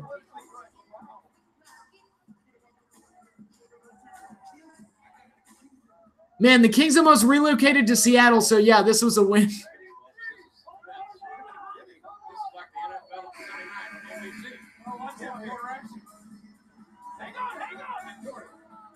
She is slipping already. 6 seconds. Michelle McCool won, guys.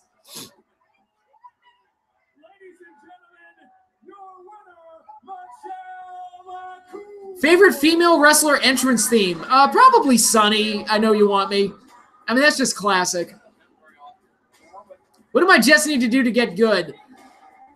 Well, they took some steps this year, getting Darnold and everything. We'll see if that pays off in the long run, but they still got a lot of work to do. Remember Dis the Diva? How could I not remember Dis the Diva? You cock-sucking gutter slut. Brady needs to retire. Brady, I mean, at this point, why? I mean, he's still playing well.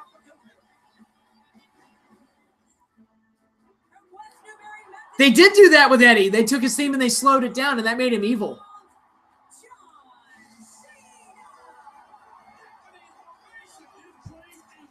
John Cena, the most universally beloved wrestler in the company at this point in time. We're totally telling the truth, guys.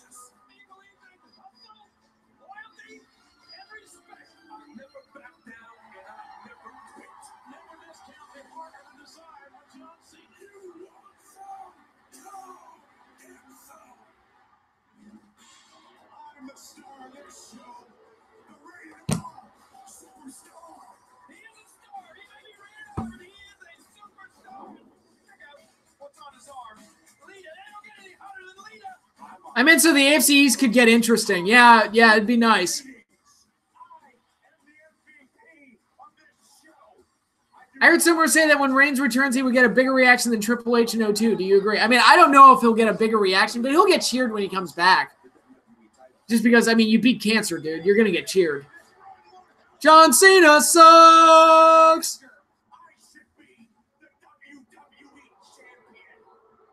What went right? Rated R Edge. Everything, just about. He even overcame shitty booking somehow. Peyton Manning, Tom Brady, or Aaron Rodgers? Of those three, I would take... Me personally, I'd probably go with Aaron Rodgers.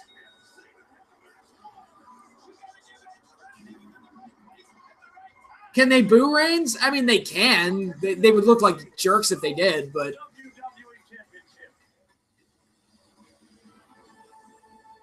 The rated R superstar will own this summer. Bigger, stronger, and more focused than ever. Cena wants a piece of Edge, and he's giving some right here. He is vitally intense. Woo-ba-da-woo! Woo-ba-da-woo!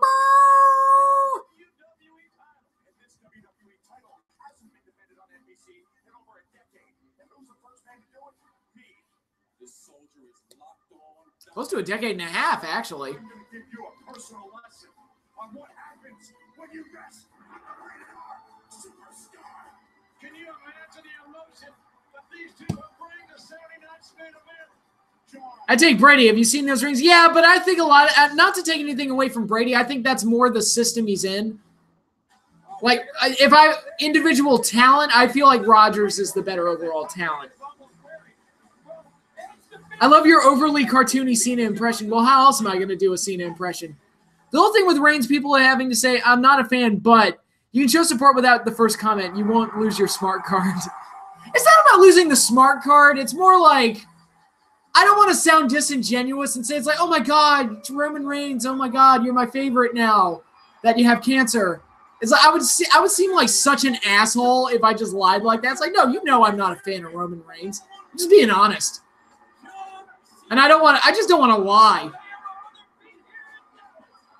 What went right? Ric Flair at the 2005 Hall of Fame. A few too many mixed drinks. It would be my guess. Do you think Brady would still be hated so much if he hadn't been caught cheating? Fair question. Probably not. I think the cheating kind of fueled a lot of that. Can you spend the next 30 seconds saying everything in your John Cena voice? Well, yes, I can, Smarkin' 93. I can do anything in my John Cena voice. Woo! You know, you're saying that at one night stand, fans are going to boo me out of town. They're going to run me out of the building. Let me tell you something, Paul. You looking at an ECW fan.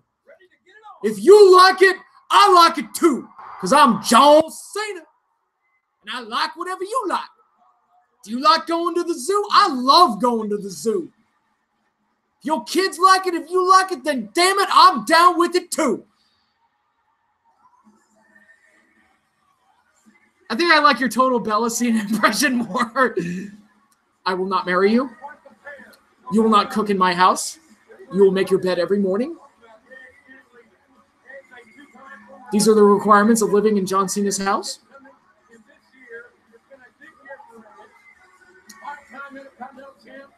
There's no way Cena was an ECW fan. It wasn't WWE. Angle Benoit from Mania 17 to you is overrated Mania match.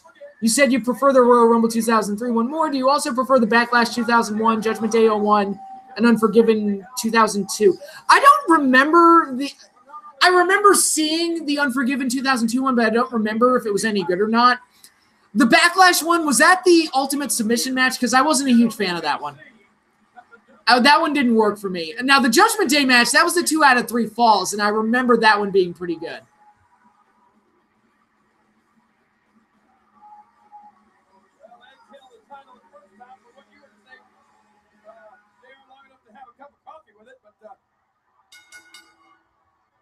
Okay.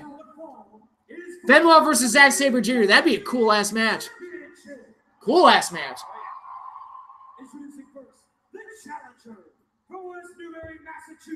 Love that sign. Edge is greater than Cena. Nice sign. Very accurate. Woo! I'm poopy-doopy. I'm John Cena. I'm here for the kiddies, yo. Let's not forget Peyton's allegations of steroids. I believe he was cleared. Make a new match stipulation for what? The John Cena poopy doopy on a pole match? The loser gets pooped on because that's funny and the kids will like it. Cena made me hate wrestling. Wow. It was the same program each and every time. They just had the roster form a line and be fed to Cena back to back, back to back, back to back. To back to back to back. Angle in his prime versus Chad Gable in an Olympic wrestling match. I would take Angle in that one. In his prime, absolutely. I loved it when the dog bit him and he threatened to call animal control. I'll say it again. I've made this joke before, but in the movies, dogs can detect Terminators. They know synthetic humans when they see them. I'm just saying. Am I the only one that liked the new generation Dungeon of Doom and general campy stuff? You're not the only one that liked it. I mean, there's something to like about the silly shit. I mean, I liked the Dungeon of Doom for how stupid it was. It was so stupid, it was funny.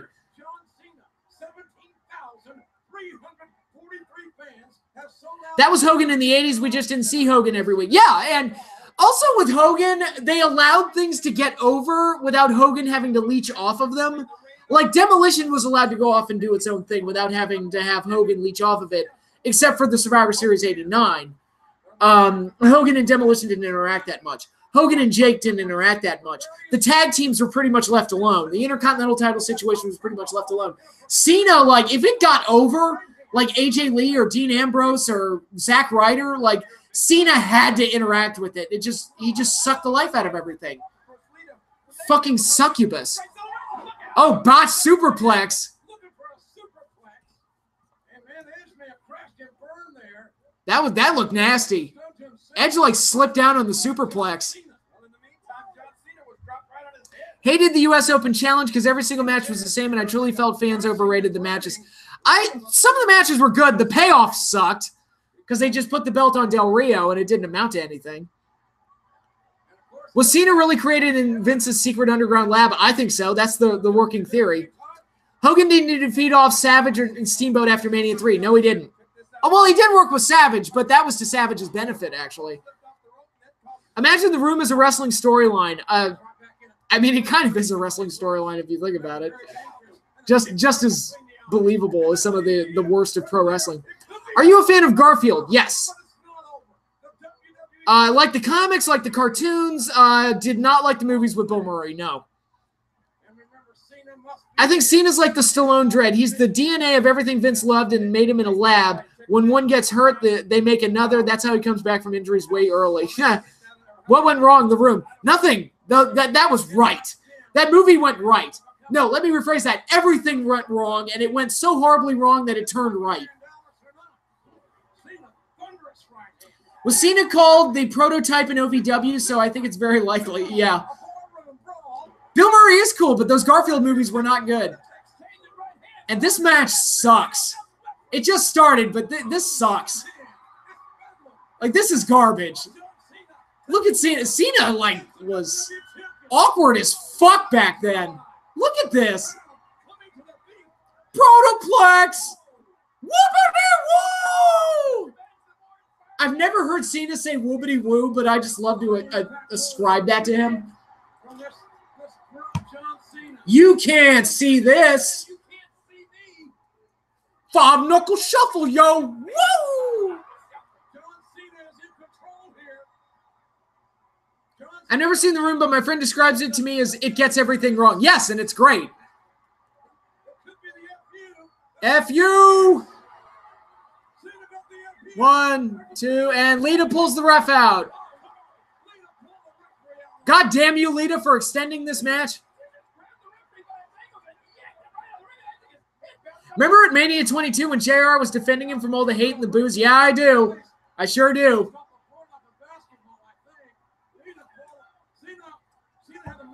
See, Lita.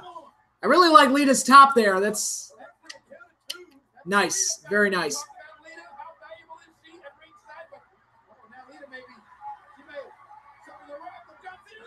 Goes for the spear. Misses.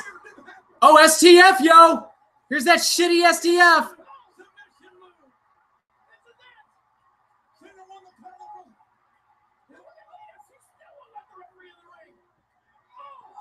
Okay, that should be a DQ. Lita just attacked the referee. DQ. Thank God that's over. If Roman gets chemotherapy and loses his hair, he might just be over because he's bald like Austin and Hogan. That's a cheeky joke, but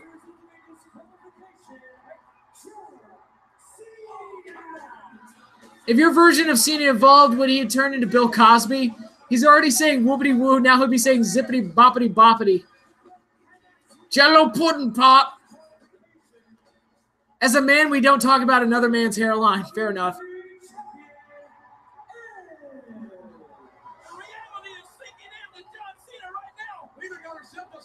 Yeah, their TLC match that they had was pretty good, if I recall. Which is more fun for you to imitate, cartoony Cena or 2005 Hall of Fame Ric Flair? The Hall of Fame Ric Flair is pretty great. Spear by Edge. God, that match sucked. That match sucked.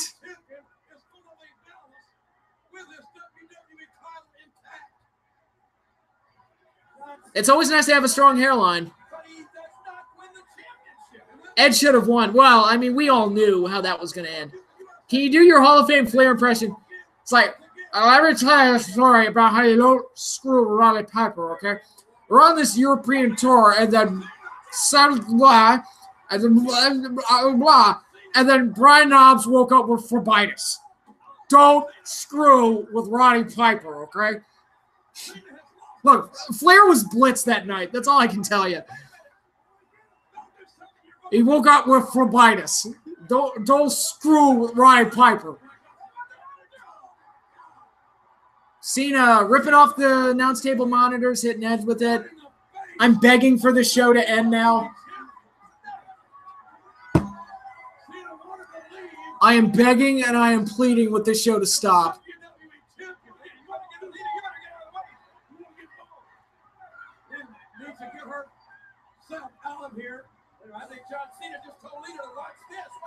I wonder what young Charlotte thought of that speech. She probably thought, oh, Dad, he's drunk again.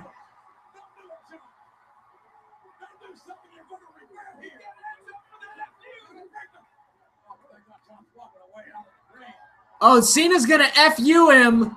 I'm sorry, AA him. Off the steps through the announce table. That's dangerous, man. That could... If Cena doesn't make that jump, that edge could get, like, broken in half there, so...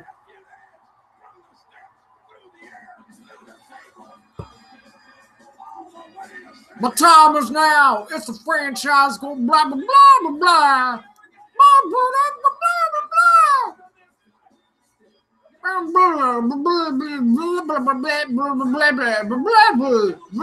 blah, blah, blah. I fucking suck, yo, but it's okay because the kids like me, so it don't matter what you think or how you say it. Blah, blah, blah, blah, blah, blah, blah, blah. God damn it. I am salty as shit tonight. Fans of WWE during the Cena nightmare, you are a factory of sadness. We'll see you on Monday. Oh, you know what? That sums it up right there. The whole Cena era. You are a factory of sadness. I'll see you on Monday. Charlotte actually told a story about her having a party at her house with beer and Rick coming home early and cutting an 80s promo on everyone. Can Flair really judge his daughter for having a party with beer? Can Flair really sit there and judge his daughter? I mean, come on, man.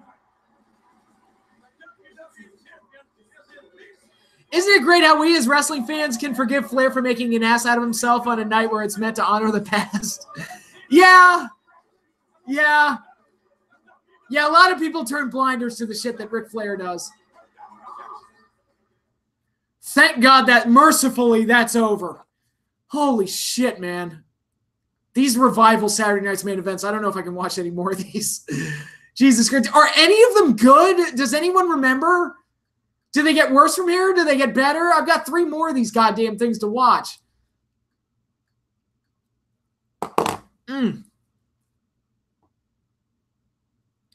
Charlotte was still in high school at the time, so I guess that's why. Yeah, and Flair was probably sleeping with girls her age.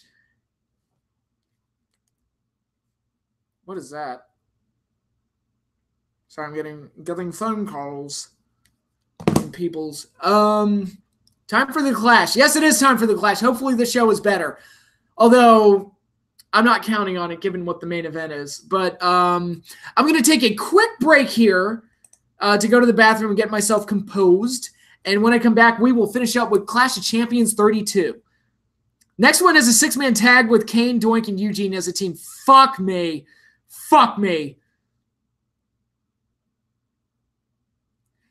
Charlotte said Flair even took one of the beer kegs up to his room after he kicked Charlotte's friends out. Yeah, that sounds right. Was it the anonymous Raw GM calling you? Might have been. All righty, guys, I'm going to take a quick break. I will be right back, so don't go away.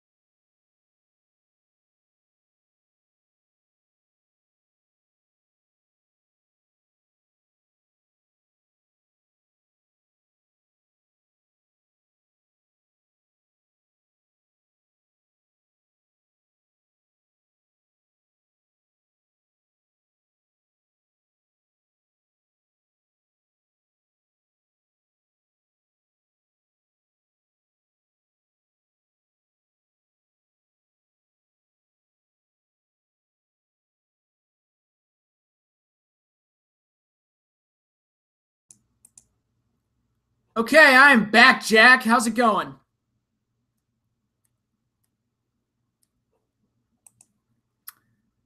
Okay. No, they were not good. It was WWE Superstars, but featuring main eventers instead of mid-carders and jobbers. Oh, crap. So I'm in for a rough ride by the sound of it. My name's not Jack, and don't call me Shirley. Alrighty, so we are going to follow right along with Clash of Champions 32. We are into 1996, and we've got only 4 more clashes to go through, so we're getting close to the end. Clash of Champions 32 features Ric Flair teaming with the Giant to take on Hulk Hogan and Macho Man Randy Savage. Not looking forward to this.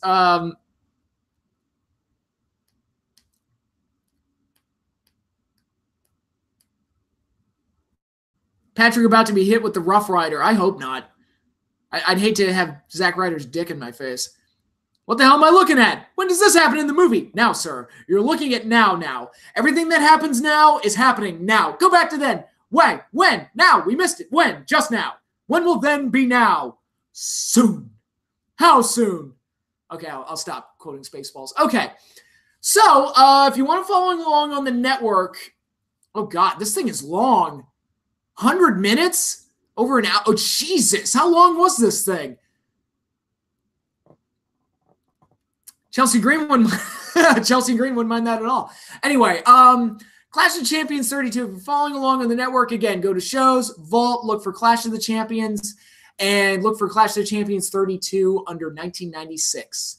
And I'll give you a few minutes to get there. Halloween 07 sucks. Yeah, I agree. It wasn't great. Chelsea Green is apparently signed to NXT now, too. Hey, she's a good talent, so I don't necessarily mind that. How long is this thing? That's what she said. Every time I go out, man. That's how it goes.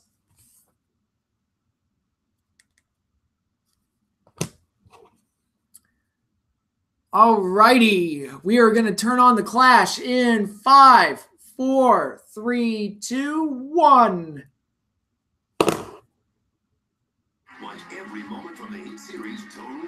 No, I don't want to. I do not want to watch Total Divas. I have no desire to watch Total Divas at all.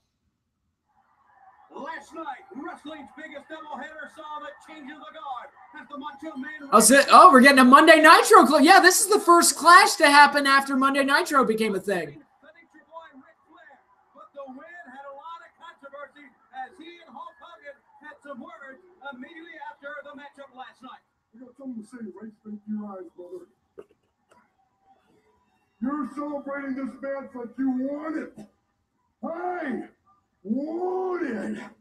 I am the WCW. Lightspeed is too slow. Champion. I just saw a picture of Twitter of Punishment Martinez in NXT. Ooh. Later on in the same telecast on Monday Nitro on TNT, another change of the guard. I watched the Eddie JBL match from Judgment Day 04 recently. You said your thoughts on that match, and I love that match too. It's a kick-ass match, but it's also scary as hell. Yeah, it is. It is a scary match. This Clash had a dark match main event of One Man Gang versus Disco Inferno, where the majority of the crowd left. Gee, I wonder why. Sting and Luger are tag team champions. There's Pillman.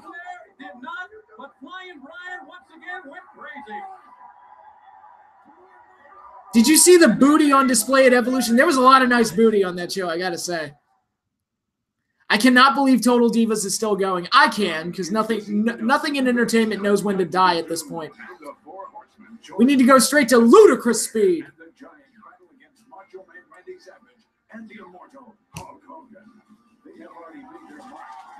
Public Enemy is on this show against the Nasty Boys. Oh my God. Unpredictable psychosis, tagging up our Sting and Lex Luger versus the Blue Bloods, plus a match made in heaven.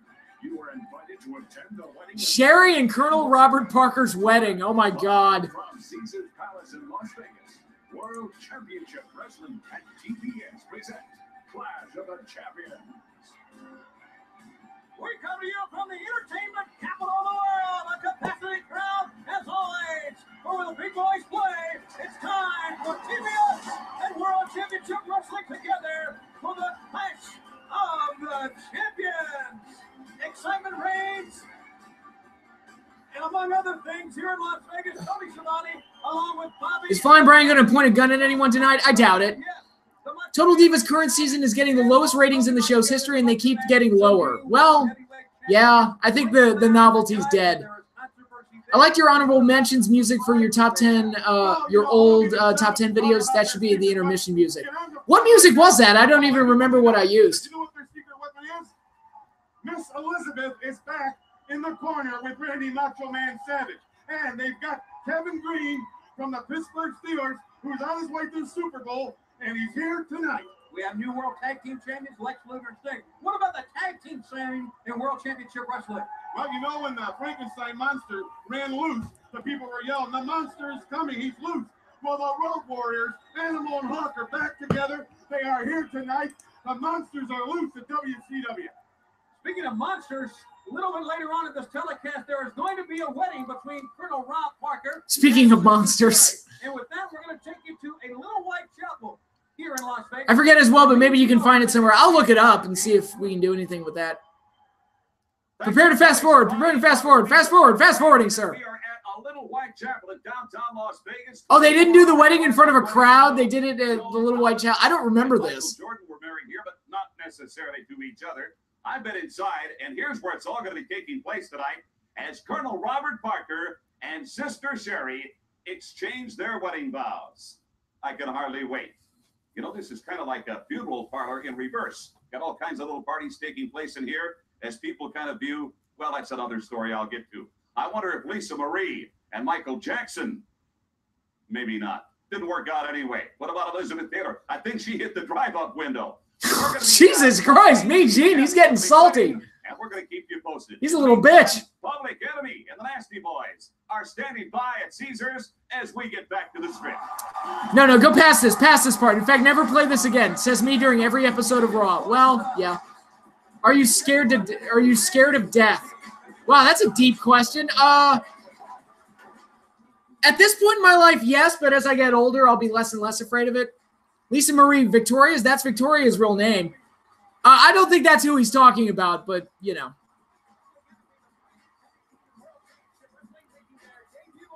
I thought your intermission music was the old WrestleMania theme, or is how some fans know it, Linda's theme. Yeah, maybe I should break that out again. Public Enemy. They worked for every major company and had very little success. Public Enemy.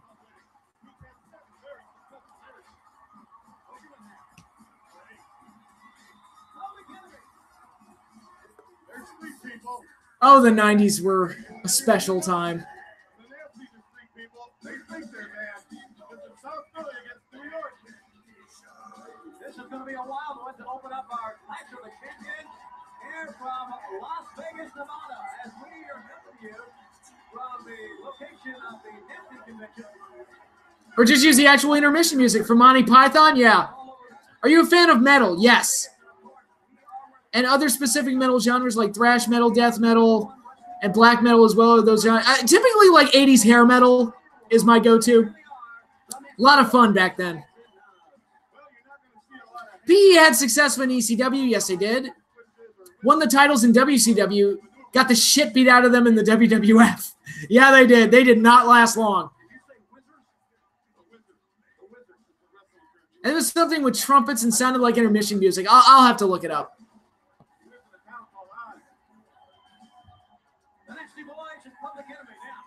Motley Crue, Guns N' Roses, or AC/DC. Ooh, I love all three of those bands. AC/DC is my go-to. I know they're a bit of a one-note, kind of a one-trick pony, but they give me exactly what I want. And it's like every song of theirs sounds like a party. So AC/DC is my jam. Deep Purple.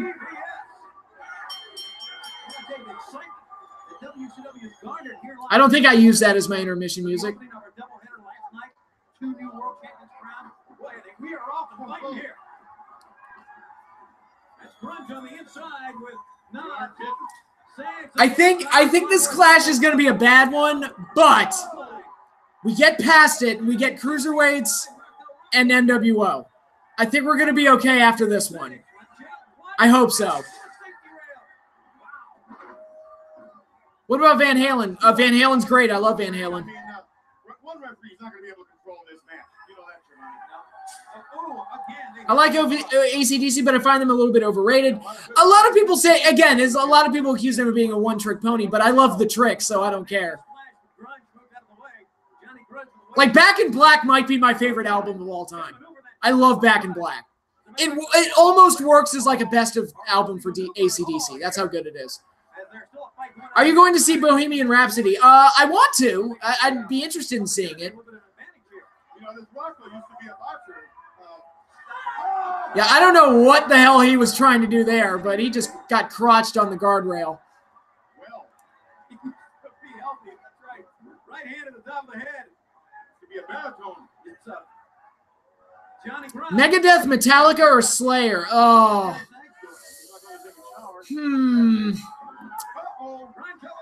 Metallica if you had to twist my arm, but I like all three again. TNT's a great song. Where the hell is Sags going? Oh, he's got a table, yo.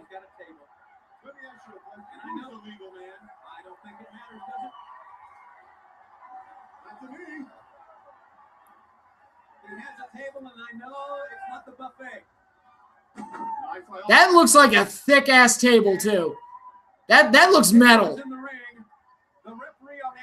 That does not look like a gimmick table. And Johnny Grunt, there's Flyboy Rocco Rock. Trying to pull himself in. I don't know why either. Stay away from the ring. It's got a table in it. You're going to be introduced to the table pretty quick. Right hand staggers Rocco Rock. Meanwhile, Grunge on the floor. Still getting text messages. Don't you guys know I'm working? Are we going to get a table bump on a Clash of the Champions? That'd be a first. As he basically had a bulldog foot on Sags that time. Big flying headbutt that time. And we've got fights going on everywhere between two teams, much as we anticipated. There's a moonsault. 1, 2, kicking away, Brian Knobs. His body's flying all over the place. Yeah, this thing was broken down from the beginning. A fight that you got to just sit back and watch. Look at Nick Patrick. Bond or Johnson for AC/DC? You know what? Like, that was one case where the lead singer dying, and they were able to replace him, and you almost couldn't tell the difference. So I'd say I like them both the same. Like, they both, I mean, you almost couldn't tell the difference. Favorite Guns N' Roses song? Probably Welcome to the Jungle. I know that's one that's everybody's heard, but Pile Driver. It's a long way to the top. That's a great AC/DC song. Yep. I guess it is. I heard Raven say once, like, going through a table the right way doesn't hurt that much. It breaks your fall. Yeah, I've heard that too. Highway to Hell and Back in Black are overrated. The previous Bon Scott albums from TNT to Power Age are better for those about to rock and flick the switch. I also think are better. Fair enough. Oh, we've got a double DQ. We got to get a hardcore match between these two teams. They have put Brian Knobs on the table. Yeah, that table was not gimmicked. My goodness. Yeah, that table was not gimmicked. It was stiff as a board. Bodies everywhere, and this one is completely thrown out. Paradise City, yeah, that's a good one too. What about Def Leppard?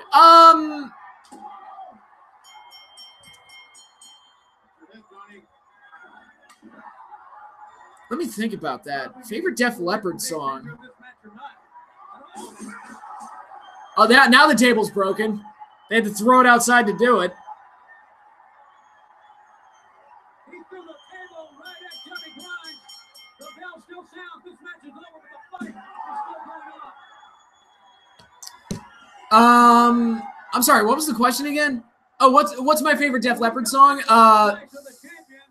It's either Photograph, Rock of Ages, or Pour Some Sugar on Me. It's one of those. Jerry Sags and the way of Johnny Grudge. November Rain is a great one too, yeah. Neither are the New Japan tables. Oh god, the New Japan tables look stiff as hell. Stiff as a board. Hey, phrasing. Photograph by Def Leppard is my go-to happy place song. I love it. My go-to happy place song is Here Comes the Sun by the Beatles. It's not about losing. It's all about winning. Do you want to see Kiss? I would love to see Kiss live. I know they're doing their retirement tour, but I looked at the dates, and it doesn't look like they're coming anywhere near me. So I might have to take PTO and go out of town. I would love to see Kiss live, though. I mean, you talk about my favorite albums of all time. Kiss Alive 3 is one of my personal favorite albums ever.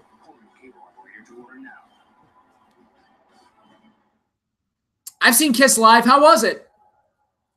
Hello, everybody, and welcome back to the Clash of the Champions. Hi, Eric. To you live from Caesar's Palace in Las Vegas.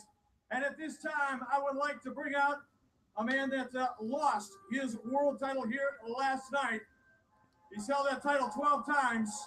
I'd also like to bring out his tag team partner, the Giant, the Nature Boy, Ric Flair, and the Giant along with Jimmy Hart. So weird seeing Jimmy Hart with Ric Flair. Nature Boy. Jericho said Kiss Alive might be his favorite album from any band ever. Like, all the Alive albums, like, Kiss, not that their studio stuff is bad, but the live albums are just so much better to, like, an absurd degree. Right. The big city. All the pretty ladies. A little title loss. Really. Any favorite Bob Dylan songs? None that I can think of. I just like Bob Dylan. I can't think of a personal favorite as far as the songs go. My title will have to get in that ring with myself and the Giant. And Eric, Not the Giant, the Giant. The Giant. little girl told me last night, she said, Nature Boy, with you, I'm just gonna fantasize. But with the Giant, Do you like Jimi Hendrix? Absolutely. One of the best guitarists of all time. And Voodoo Child, man. I mean, how do you... Voodoo Child, one of the best wrestling entrance themes. it's short and simple. Tonight is the night where Hulk Hogan and Macho Man Randy Savage get wiped off the face of the planet forever. You've got the master of wrestling, the technical master, the master of psychology, Ric Flair, and you've got the master of destruction, the one true legitimate. How many times is the Giant going to say master? X-Men, Hogan, Macho. How did Flair ever get released from that mental hospital? I don't know. What are your thoughts on Judas Priest? I love them. Stained Glass is their best album. Painkiller is one of the most overrated metal albums ever. I think of it. What do you think of Lesnar Angle? I think of it like you think of Lesnar Angle at Mania 19. Yeah, I like Judas Priest. What's their best album? I'm not sure off the top of my head. Probably Stained Glass is pretty good. Painkiller's pretty good.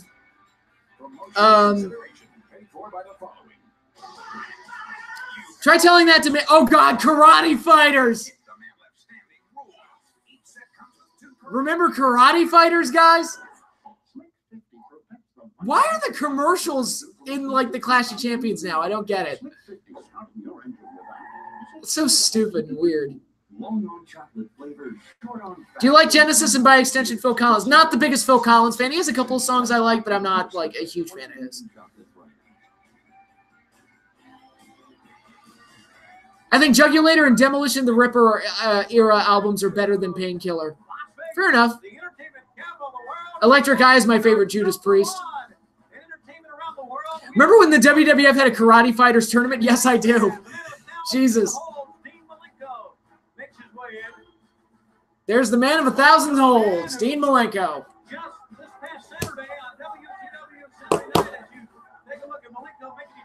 Mania 19 hates Voodoo Child. They don't hate it. They just had to cut it out because of copyright shit. Texas Cloverleaf.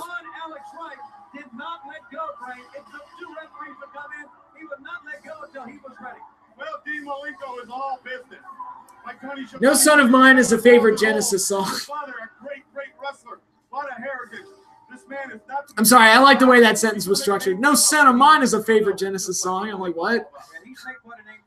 Ripper's my favorite Judas Priest song. Fair enough. 3 guys I'd love to train me if I could wrestle: Malenko, Regal, and Bret Hart. And that's a good place to start to learn the fundamentals and the technical side of things. Jericho, the man of 1,004 holds. Yep. Land of Confusion. I like this, how this has turned into a music discussion. Right in the ring and got face to face with Dean Malenko. We have some heat between these two youngsters, and we are set to go. There you see our great crowd on hand. Good to have you wherever you are, live and exclusively on TBS. What went wrong? NWO sold out. Poorly managed. Not a bad idea to do it, but it was a poorly managed idea. People from Germany, so he wants to make a good impression on them. He wants to look to hear this out right, but I don't know. There's the Wonder Punk. Too good. Hold 1, arm drag. Hold 2, arm bar. Hold 3, the moss-covered 300 family credenza. Hold 4, arm bar.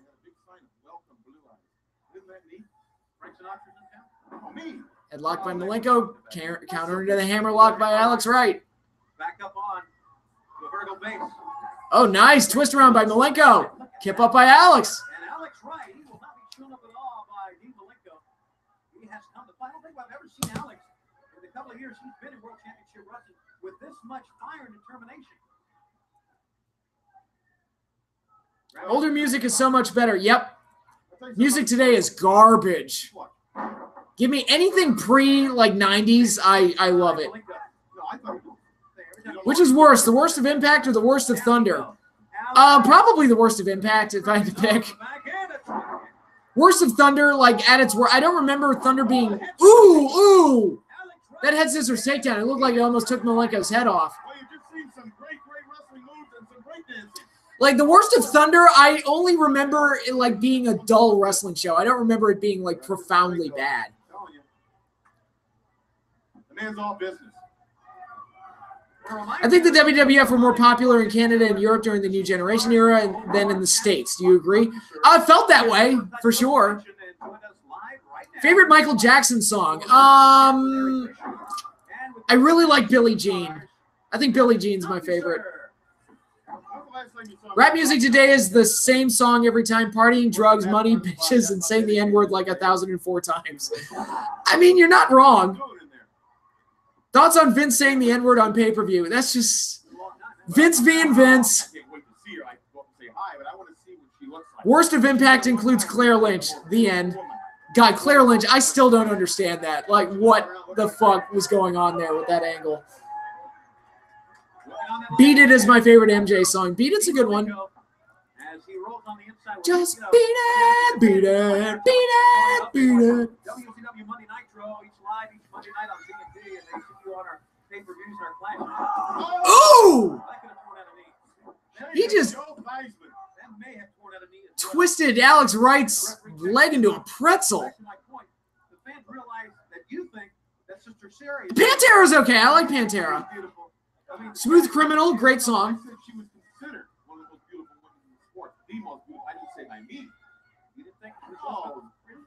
Yeah, it's kind of in a gaudy kind of way. I didn't say everything post-90s was bad. What do you think of Aerosmith? I like their older stuff. My friend and I were actually joking about it. It's like, yeah, Aerosmith is great up until Saint Anger. Then it all goes downhill, which is kind of fair, I would say. I just love that Saint Anger is the cutoff point for him, which was also the theme song of SummerSlam 03, if I recall. Flying cross body, where he almost overshot Malenko. And I love that he was able to do that on a bad leg. But that was a smart move by Malenko. Malenko has worked on the leg, the same leg he worked on just a couple of days ago here on TBS. Backslide by Malenko. Oh, but Alex Wright's fighting it. Flip over by Alex. Just lost the heavyweight championship of the world. Dropkick by Alex. It has to bother, but he's that cool. He knows what's going to happen tonight. That he's got to be in there with the Giant as his partner against Hogan and Savage. Now, if you hurt Savage and Savage can't defend the title, they either have a tournament or it goes to the #1 contender, who probably is Ric Flair. So you see, he's got the Giant in his corner. He knows what he's doing. What about Hulk Hogan? What about him? I mean, there's some controversy there. You talk about number one contender. Drop kick. The drop kick. Alex Wright showing great leg spring. He is still favoring, though, that leg. You can see. Draw the Line and Ragdoll are my favorite Aerosmith songs. I like Ragdoll a lot. That's one of my favorites. That's a perfect roll down the windows and let it play while you're driving. Do you like Foreigner? I love Foreigner. Foreigner's awesome. Would you say Claire Lynch is the worst thing in AJ Styles' career? Yes. Yes, without question. German suplex with a bridge. 1, 2. Alex Wright hit a German suplex. Frankie Kazarian told a story once about how when he first met Jericho, they instantly bonded over music. Music is the universal language. Can you do a Steven Tyler impression? Probably not. Dream on! Dream on! I can't, no.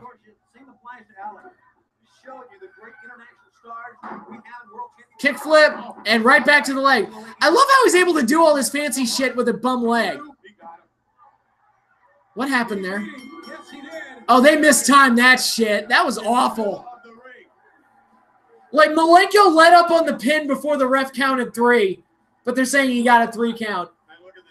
Oops. What would you do if Claire Lynch showed up on SmackDown to confront AJ? Nothing, because I'm not watching SmackDown right now, so it wouldn't, wouldn't affect me.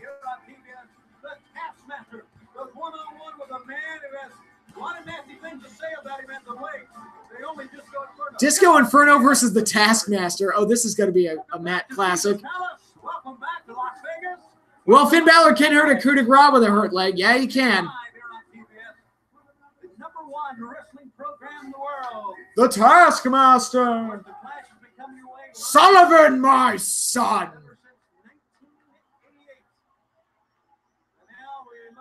I love the reverse flash color scheme he's got on his robe there.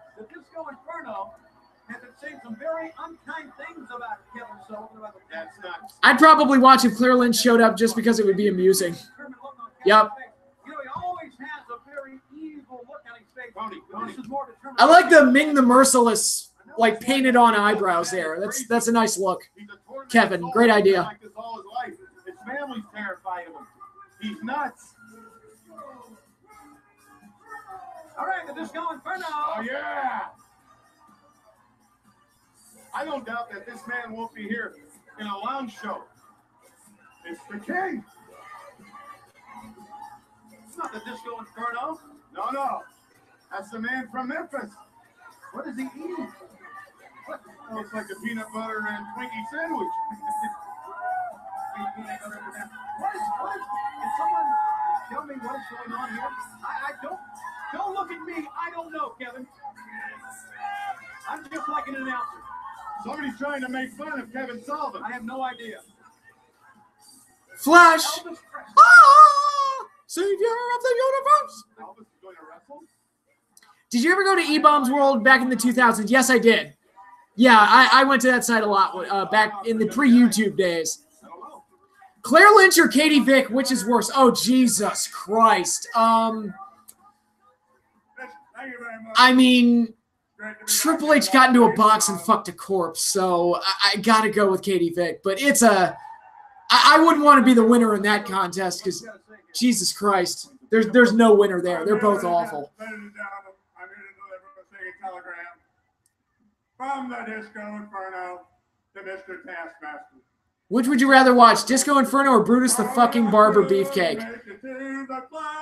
I'm dancing at the Colonel's wedding. It's a big fight. Disco said that you're up very hill. Yeah, the crowd's booing. This is bad.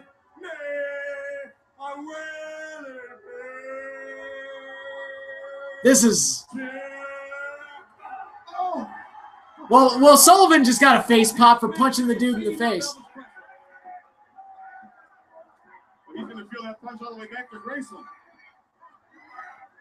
Oh, the double stop. Right in the double buffet he had today. Absolutely. What in the world? Anyone who defends Katie Vick clearly has necrophilia. Obviously said the Disco Inferno is at the But to answer your question, Smarky, I'd rather watch...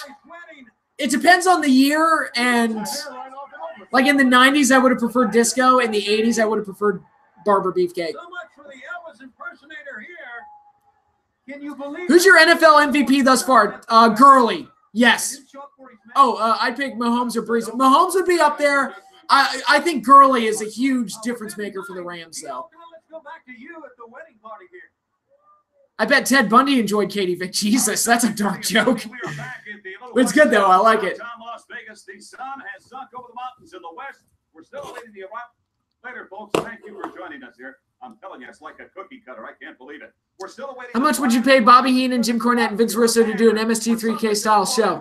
Promotion was that? Oh, thank goodness. I mean, I don't know how much I'd pay them, but I'd love to see it, just for 15 minutes, just to watch Russo and Cornette like try to murder each other. Kill him, and where's the Colonel? Well, I don't care if we have his wedding or not. I have Bunkhouse book. Have you seen the Colonel at all today? I'll tell you what, the last time I saw him, I took out 1,500s and $1 bill and gave it to him, and the last thing I see him, he was... Which WCW event are you watching? This is Clash of the Champions 32 from January 1996. You're looking forward to it, I think. Oh, you mean Sister Sherri? Yeah. She's a no-show so far. Thank you, gentlemen. Right now, we've got a special interview as we throw it back to you, Eric Bischoff. I imagine Cornette shitting on any movie that isn't believable. On your hands. Well, that's almost every movie ever made. Quite a bit. WCW World Tag Team Champions. A big surprise. The Man Called Sting! And Sting.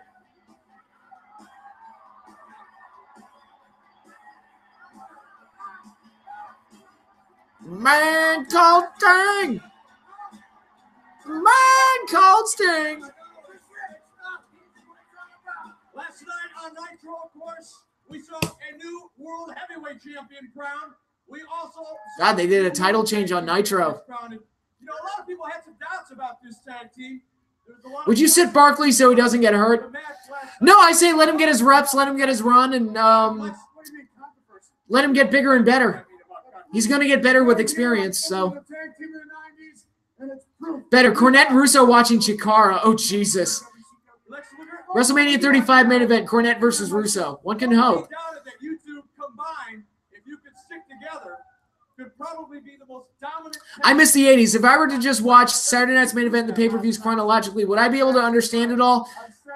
Superstars look to be mostly filler. I think so. And even the parts you don't see, they typically give you like a quick rundown of what happened. So I think you'd be able to follow it. But the best is the guys who wear the belts. And that's the total package, Lex Luger. He does this, he does that. He's as big as a bull and as quick as a cat. The Road Warriors. Long time no see. This is beautiful. Woo! It's good to see you back.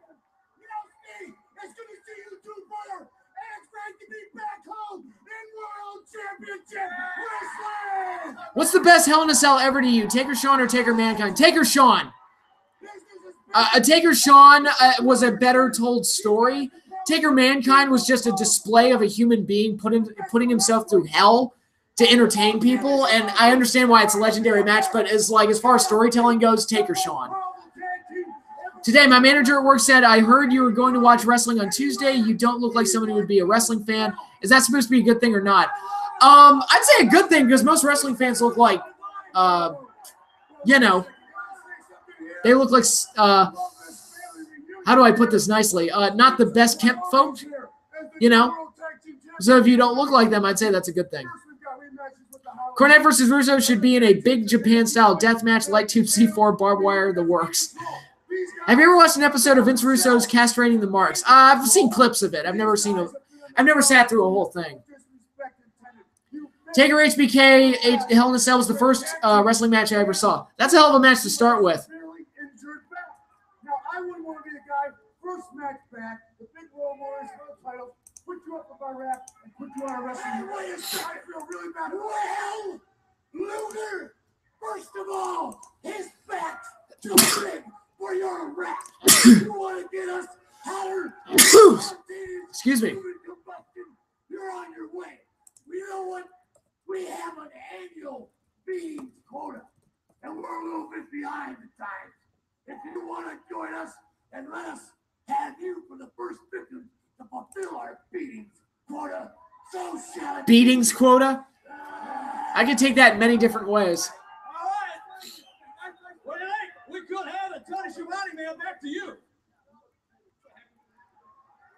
All right, Eric, when we come back, a very special one-on-one interview with a man we haven't seen since December. Thank you. Thank you for all the bless me's. What was the first wrestling event match you ever saw? The first match I ever saw were highlights of Hogan Savage from WrestleMania 5. Russo once called wrestling marks homosexuals for going nuts over guys half naked. That is such a Russo thing to say.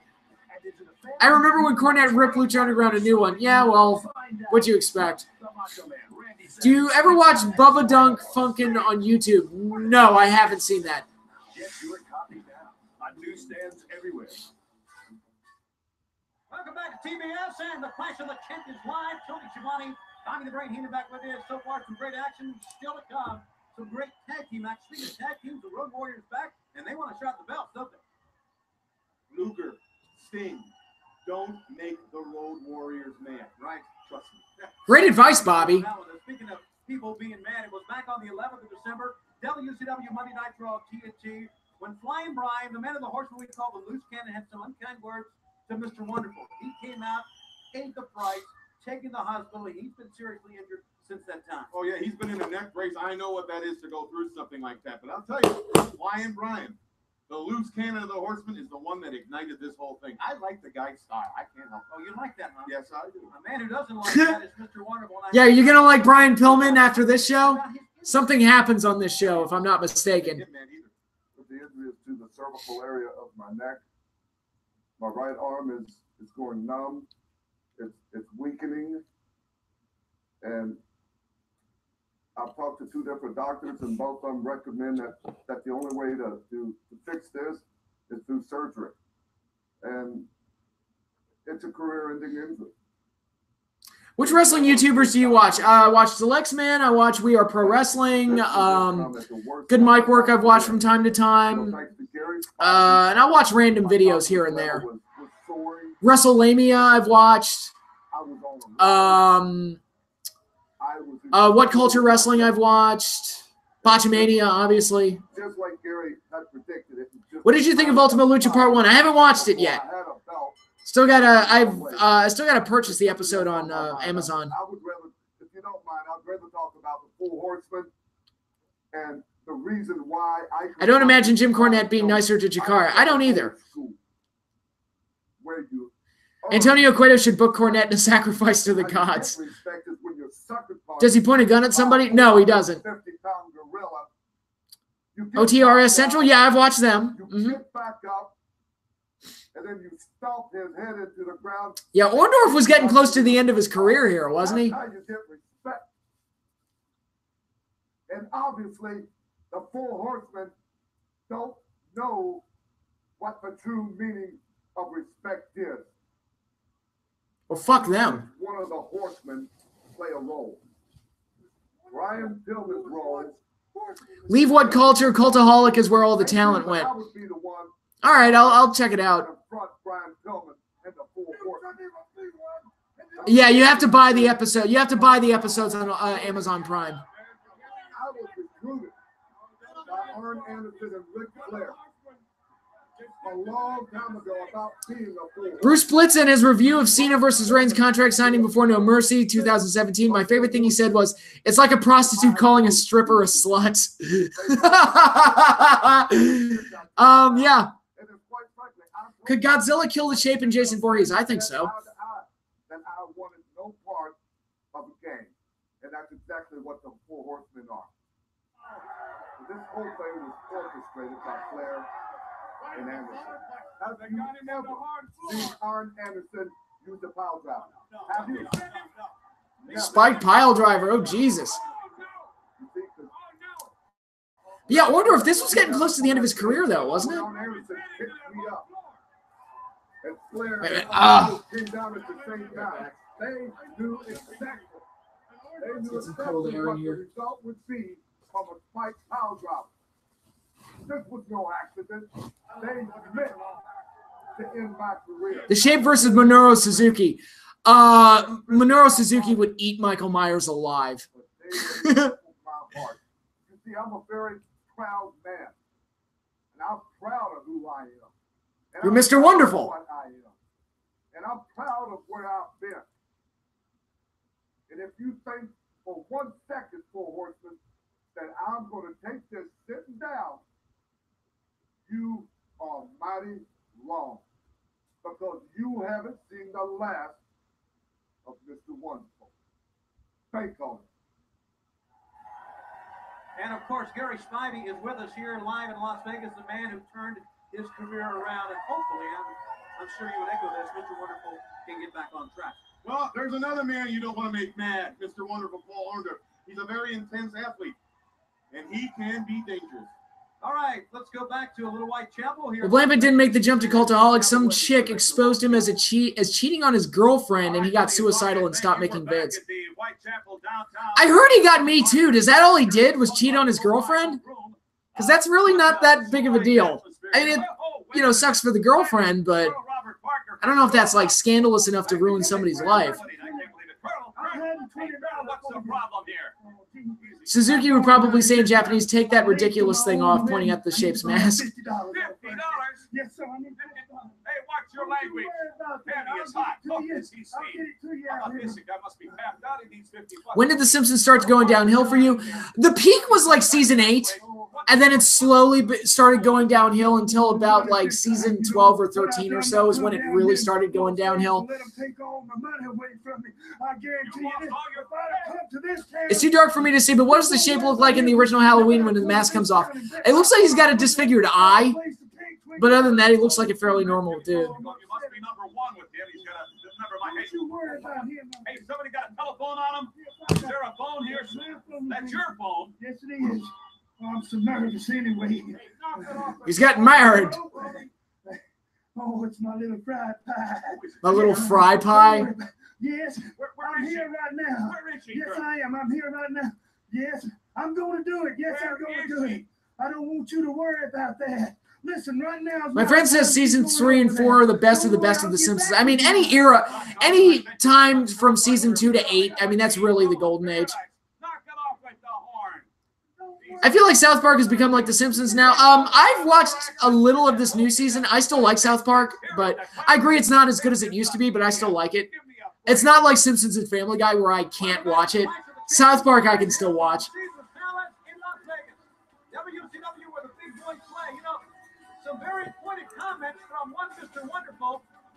Okay, now I'm going to be very interested if they left this in the broadcast, because this is the match where Brian Pillman just grabbed Bobby Heenan for no reason, unprovoked, and Heenan said, "What the fuck are you doing?"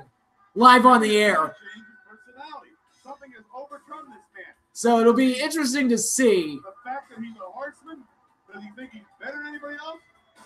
Do you like It's Always Sunny in Philadelphia? I've never seen it, and everyone raves about it, but I've never seen it. Remember the good Simpsons? Remember? What's the best Simpsons season to you? Mine is 5. I'd have to look at the episode guide and make it that determination, but like I said, any season from 2 to 8, and you're not wrong. I won't fight you. I mean, he literally wants to jump into the Eddie Guerrero. pushing cameraman and everything. All right. He'll face quite a sensational youngster. Not quite with the Cheech and Chong voice yet. Oh, the Treehouse of Horror, Citizen Kang. Well, don't blame me. I voted for Kodos.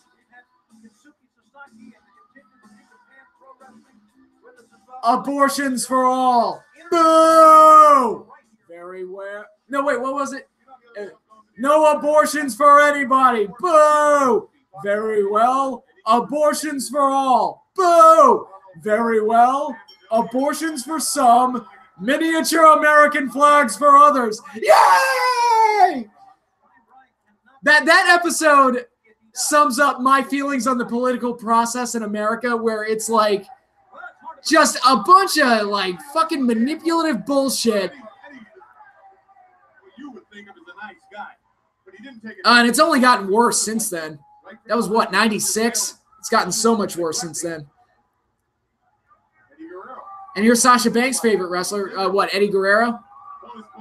I enjoyed The Simpsons till season 11. That's fair. I think that's fair. candid interview with Senior Vice President Eric Bischoff regarding certain skits being used by another wrestling organization. So give us a call right now and hear Eric Bischoff. Oh, did they just reference Huckster and Nacho Man? Some other wrestling organizations making fun of us. Here it comes. I think this is. Let's see. No. Hey, stay away from me, fella. Okay.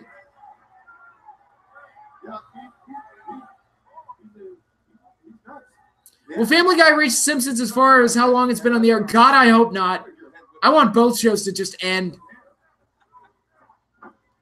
First wrestling show my dad ever took me to was Eddie's WWE Championship Celebration. That's cool. So who are you voting for on Tuesday? Gonna be a lot of write-ins. A lot of write-ins. Fuck the Republicans and fuck the Democrats. That's my motto.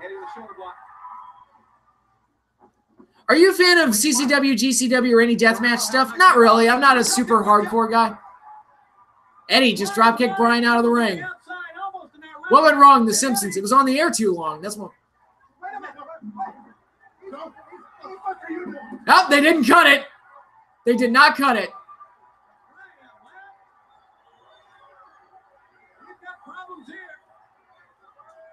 I heard that. Oh, and Bobby Heenan's as white as a ghost because he knows I just said fuck on the air. He wants to shake hands with me.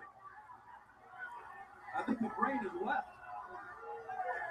Somebody's got to get involved.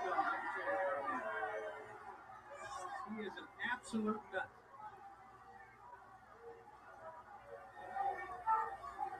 You should vote for yourself. Vote Michael Myers. Why not? Apart from hardcore porn, am I right, Patrick? Simpsons Family Guy crossover came 15 years too late. I'd agree with that.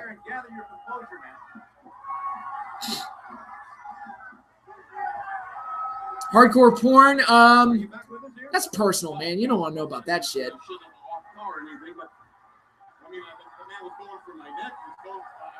It's been fun, but I gotta get some exercise in. Until next time. All right. See you later, Arlen Jenkins. Vote for Emperor Palpatine. What's the difference, right? If you ever have children, how would you introduce them to wrestling? Honestly, I would just start them on the stuff that I watched on the WWE Network. It's all at my fingertips. Hey, let me show you what Daddy watched. And I would start with like the 80s stuff, not like the Attitude Era. I don't need them to see Terry Runnels in a thong at 5 years old. Now, 14 years old, absolutely. They need to see that stuff. It's essential, especially if they're boys. What's your favorite NHL team? The Caps, just because I'm from the area. It's the one, like, home team I root for. Yeah, the Caps are my team. And it was cool to see them win the championship this year. I'll be the first to say that this elite group has gone downhill. Snapmare takeover. I can't even imagine Chris Benoit like this, can you? Yeah. Now, Pillman's got everybody in a rage over there. At the Horseman camp, Hart Anderson slapping Pillman around. Flair's losing his title. Henderson's getting involved. I mean, so much happening. God, poor Heenan sounds rattled. Like, I think, like, Brian Pillman legitimately scared the shit out of him. And then he said fuck on the air, so, you know. The fuck are you doing? Good maneuver. The fans love Eddie Guerrero. Let's go Rangers. I still like Go Power Rangers. Did you hear the rumor of a tier system for WWE Network subscriptions? I have not heard that. No.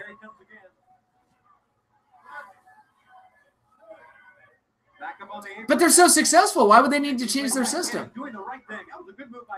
Miss Elizabeth is a must if they are boys. Yep, I agree. Roll Tide. Kimberly Page. Eddie got the knees up. Eddie up top. Hooks the head. Swinging DDT by Eddie. Tremendous maneuver by Guerrero. Okay, I'm kind of ready for this match to be over. What did Pillman do? He got knocked outside the ring by Eddie, and he came around to where the announcers were sitting, and he like grabbed Heenan and like ripped his jacket off. And Heenan was like, "What the fuck are you doing?" Which is a completely legitimate question, but he said it into his microphone. So 1, 2, no. Andy Roosevelt 1, 2. No. Did not get it. There's a rumor going around that you could pay $15 per month and get special perks like discounts on merch, special house show broadcasts, meet and greets, etc. Nah, I think I'd stick with my initial subscription. 1, 2, 3. Yeah, that was a blah match. And Heenan's like getting the hell out of it. He wants to get away from Pillman. Yeah, that match wasn't great. He's a nut, but he wins. Here on WCW's Did you know that Bret Hart has a hockey team named after him called the Calgary Hitmen? Yeah, I did know that. And Eddie Guerrero, very disappointed. Let's go right now to Eric Bischoff. All right, thanks, guys. And I'm absolutely sure that Eddie Guerrero is disappointed. However, I'm also sure that Eddie Guerrero's going to see another shot at Brian Pillman. But right now, I want to talk about a couple of guys three guys, as a matter of fact, who personify what it means. Why would we ever want to watch more WWE wrestling? Fair question. After shows like today, right? Also, outside promotions being on the network, like ICW, Progress, Noah, Evolve, etc. I mean, that might be neat. I don't know if it'd be worth an extra $5 a month, but. He's here now as the new World Heavyweight Champion. Did you like it when Eddie would say, "I lied"? The new World Heavyweight Champion, the Macho Man Randy Savage, and from the Pittsburgh Steelers, Kevin.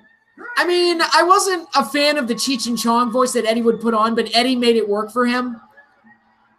Okay, Savage is the champion, but they're coming out to Hogan's music. Go figure.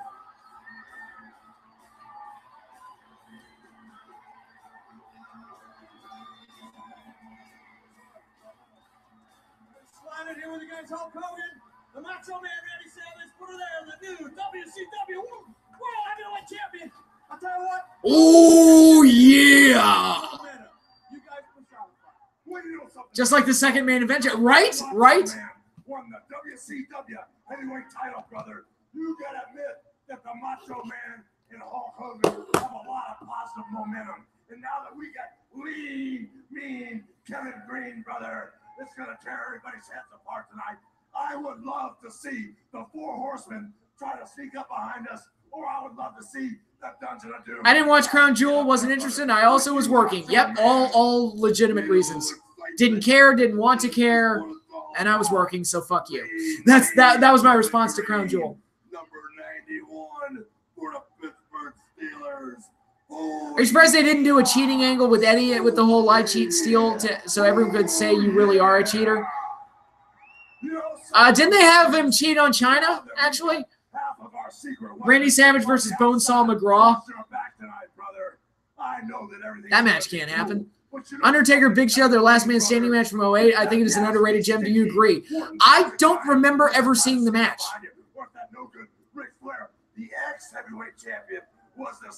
The one guy in Spider-Man who Bonesaw faced, he went, "My legs, oh God, I can't feel my legs." Always makes me laugh. With my head down, I have my shoulder pads on, I come charging and run right through them like the Steelers going through the Cowboys. Super Bowl Sunday, baby! Yeah, you lost that Super Bowl, buddy. I remember that game. And we're on a roll, but tell them all about the final secret. Eddie's admitting to his cheating is what made him charming. Yeah, it was cute. It was adorable. The world is on fire now, brother, because you and I have a lot of things going, a lot of positive momentum, and we want the same thing out of life, brother. But you know, so that cooler heads prevail, man. Now that we've brought the real secret weapon here tonight to the Clash of Champions, the lovely Liz, brother, she's gonna be in our corner directing traffic. But you know something, dudes? God, it's a full-on Mega Powers reunion. Liz, Randy, and Hogan all together again. Together again. Gee, it's good to be together again. And Ric Flair at the victory celebration. Which one of us? What's your name, kid? The Human Spider? That's the best you got? That sucks. I'd like to know that one myself. What about this? The Amazing Spider-Man. No, he got my name wrong. Jedi Alex, I think you got caps lock on. An easier time with the Dallas those cowboys, brother. Well, we all know that she's more than you can handle, dude. Oh, yeah. We'll be back with more on Clash of the Champions. What are they gonna do, man? I have no idea, man. Coming up next, Sting and Lex Luger will meet the Blue Bloods later. Toy Story 2 is one of the greatest sequels of all time. Do you love it more than the first? I don't. I think it's a really good movie. It's like an A- for me. But I like the first one more. And there's a lot of stuff in Toy Story 2 that, like the fake Buzz stuff and the Zurg stuff and the side plot with Rex. None of that was funny, and it felt could have been dropped. I liked a lot of everything else. Like Jesse stuff is great. You know, not all the jokes work, but a lot of them do. I like the parking cone joke when they were crossing the street. I thought that was a great sequence. But well, I think it's a very, very good sequel. I don't think it's unquestionably better than the first, like a lot of people say it is. That's okay, man. I'll always support Randy. Hulk was putting the moves on his girl. Certainly felt that way.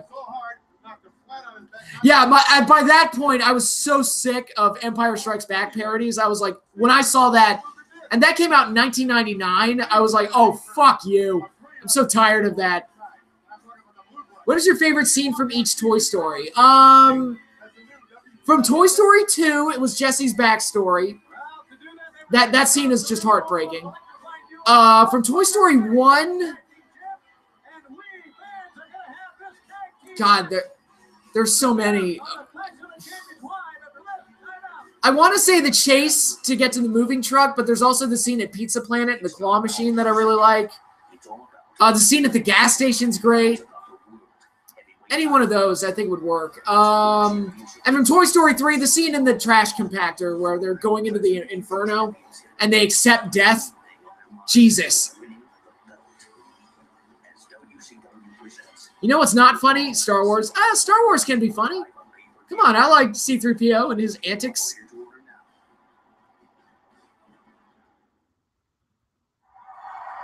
Oh, dude, I mean, I cried at the end of Toy Story 3. And you are a sad, strange little man. You have my pity. Farewell. All right, we've got the Blue Bloods versus Sting and Luger for the tag titles. It's amazing. Robert Eaton, Bob Eaton, whatever you want. Bobby Eaton. I don't know why I couldn't get his name right. He was around for so long. Like, who from that first Clash that we watched many moons ago, it seems, feels like that was an eternity ago, are still there. It's like Sting, Flair, Arn, and Bobby Eaton. Like, I think that's it, right? I mean, Road Warriors had some breaks in between. Luger had some breaks in between. He's not going to be dumb enough to hand the belt over to somebody else, is he? He knows he's going to make a lot of money right now. Sting's no dummy. Expendables 2, you gotta love a movie where they name their villain Jean Valjean. You gotta love that. I think I prefer the first one, but the second one was a lot of fun. It's dumb, but it was a lot of fun. Actually, they're both dumb. I never saw the third one. All right, come on, let's get match of the night here. Regal, Sting, Luger, and Eaton. Come on, you guys can put something together.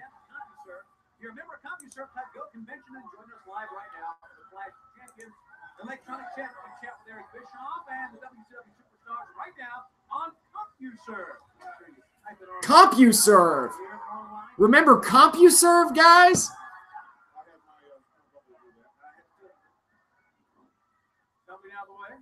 They're starting off with Sting and Regal. You know, Jimmy Hart's not in the corner with Luger. He has a working agreement. Every time Luger teams with Sting, Jimmy Hart stays in the back. What went right? Toy Story. Good writers invented a new animation style to help it stand out. Great characters. Good story. Fun jokes.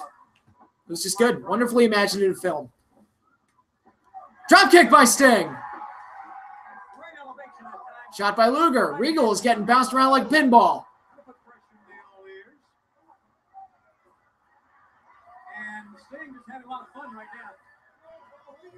Put up your dukes. Put them up. Put them up. Woo!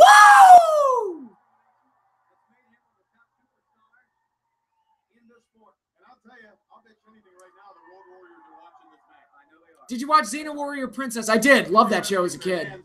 Hated CompuServe. Did you ever, what are your Buzz toy? Toy Story dominated my childhood. I didn't have any Toy Story toys. I was kind of like in that phase where I was kind of, when Toy Story came out, I was kind of like exiting the toy phase. Tom Hanks, yep. Perfect voice for Woody. On the outside now. Earl Robert chasing. Oh! Backdrop on the concrete floor. Not fun.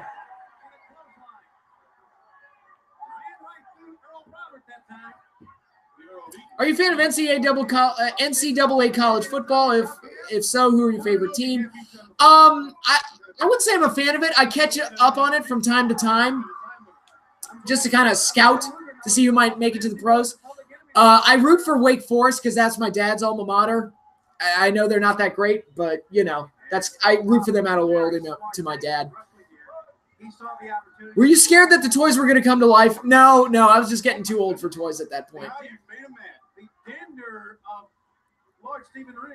You have a Kurt Angle action figure with hair. Damn. You could strike a match on Lex Luger. Damn. A woodpecker couldn't make a dent on him. Bobby, you're gold. Don't ever change.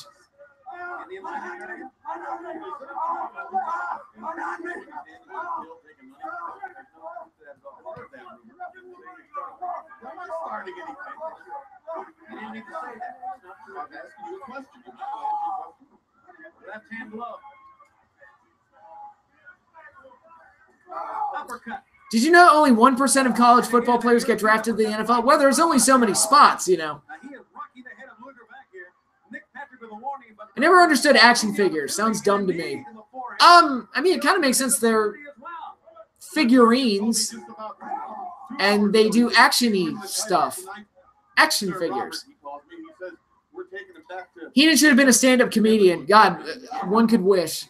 If only. Right hand to the head. And again. Once again. To the eyes. Earl Robert. Swinging net breaker by Bobby Eaton. Also, the Earl's been with so many tag teams. He's made so many tag teams. Great tag team. Him and Arn Anderson may be the best tag team wrestlers in the world. In the history of the sport. Nice call by Heenan. He said Bobby Eaton and Arn Anderson are the two best tag team wrestlers in the world. Not an unfair statement. So what university is your alma mater? Mount St. Mary's up in Emmitsburg, Maryland. It's a Catholic school in the middle of nowhere. Imagine Bobby Heenan doing an improv comedy session. Oh, God, it'd be gold. I do not like the way Nick Patrick counts. Like, I do not like the cadence of his count. It's really weird. Did you ever see the Jericho Cruise matches? I haven't seen them yet. No. That's on my to-do list. Do you collect vinyls? No, I don't collect vinyls. I didn't dive into that. Oh, jumping knee drop by Bobby Eaton. Earl Roberts, sorry. You're watching tag team wrestling at its best, and it's only getting better with the addition and the return of the Road Warriors. Wait a minute, we're going to have new champions here, Tommy. Sting seeing the opportunity. Oh, Sting breaks up the STF. See, that's what pisses me off about Cena's STF sucking so much. It's like, dude, watch a tape of William Regal. It's not that hard. Botch. Botch. What's your favorite old territory? Probably Crockett. I know that's an easy answer, but probably Crockett. Jericho Cruise matches will be put up on Honor Club this weekend. Awesome.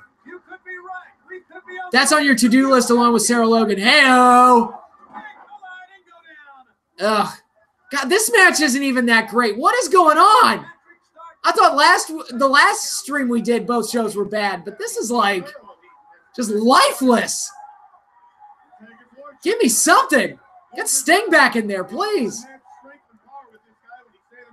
Hot tag to Sting. Thank you. Sting will liven it up.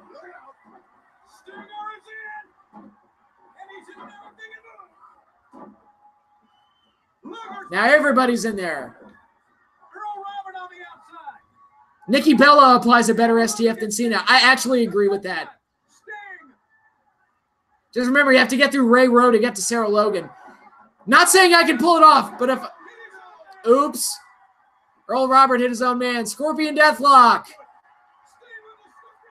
I think the champions are going to retain here. Yep. It is over. Sting and Luger retain. The man called Sting! Speaking of Ray Rowe, there was a great angle at the end of this week's NXT that involved the War Raiders. Good to hear. Can't wait to see it. John Christophic, welcome to the stream. How you doing? Thank you, Tony and Bobby. We are back outside, I should point out, at the Little White Chapel. Invited guests are showing up. Harlem Heat, gentlemen, what's this? If you want, I can create you in Fire Pro Wrestling World, and I can put you with Sarah Logan as a tag team. I don't know. What good would her being my tag partner do? I want her to be like more than my tag partner. I want her to be my completely respectful romantic partner.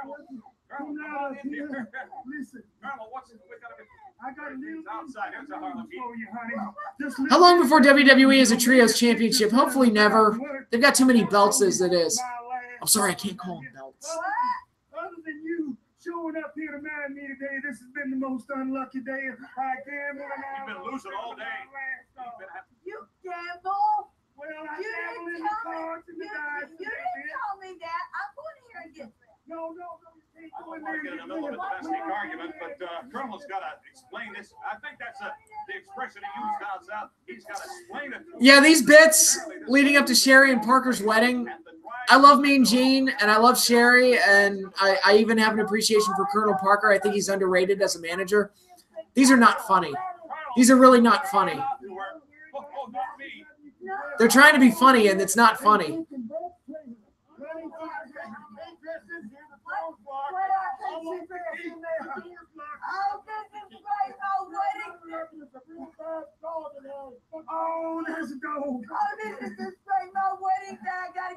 There was actually rumors of them creating trios tag titles for the cruiserweights. How the fuck are they going to do that? Well, bless her heart, it seems that Sherri... Please tell me that's the last wedding bit. I can't stand any more of these. Ugh. WWE comedy. This is on par with some of WWE's worst. Jesus Christ. Oh, look, a Sabu shirt. Go home now. Run for your life. Absolutely. Let's go to Eric Bischoff here at the Clash, Eric.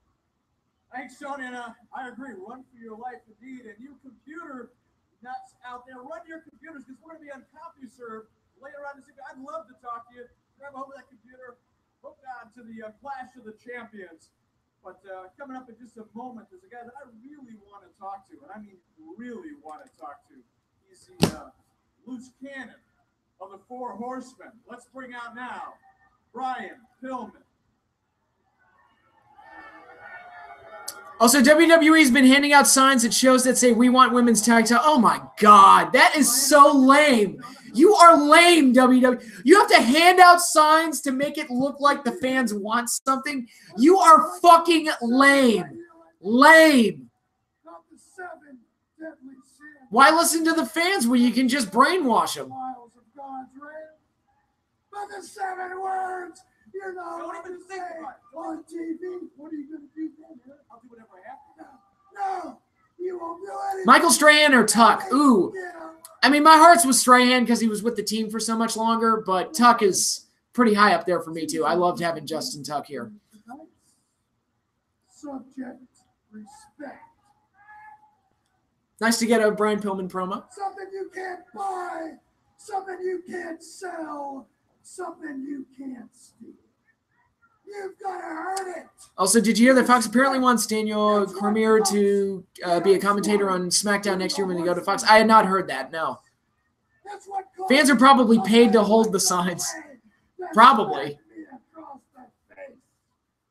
And the greed and the quest of respect is what makes a man like Devin Sullivan mad with greed.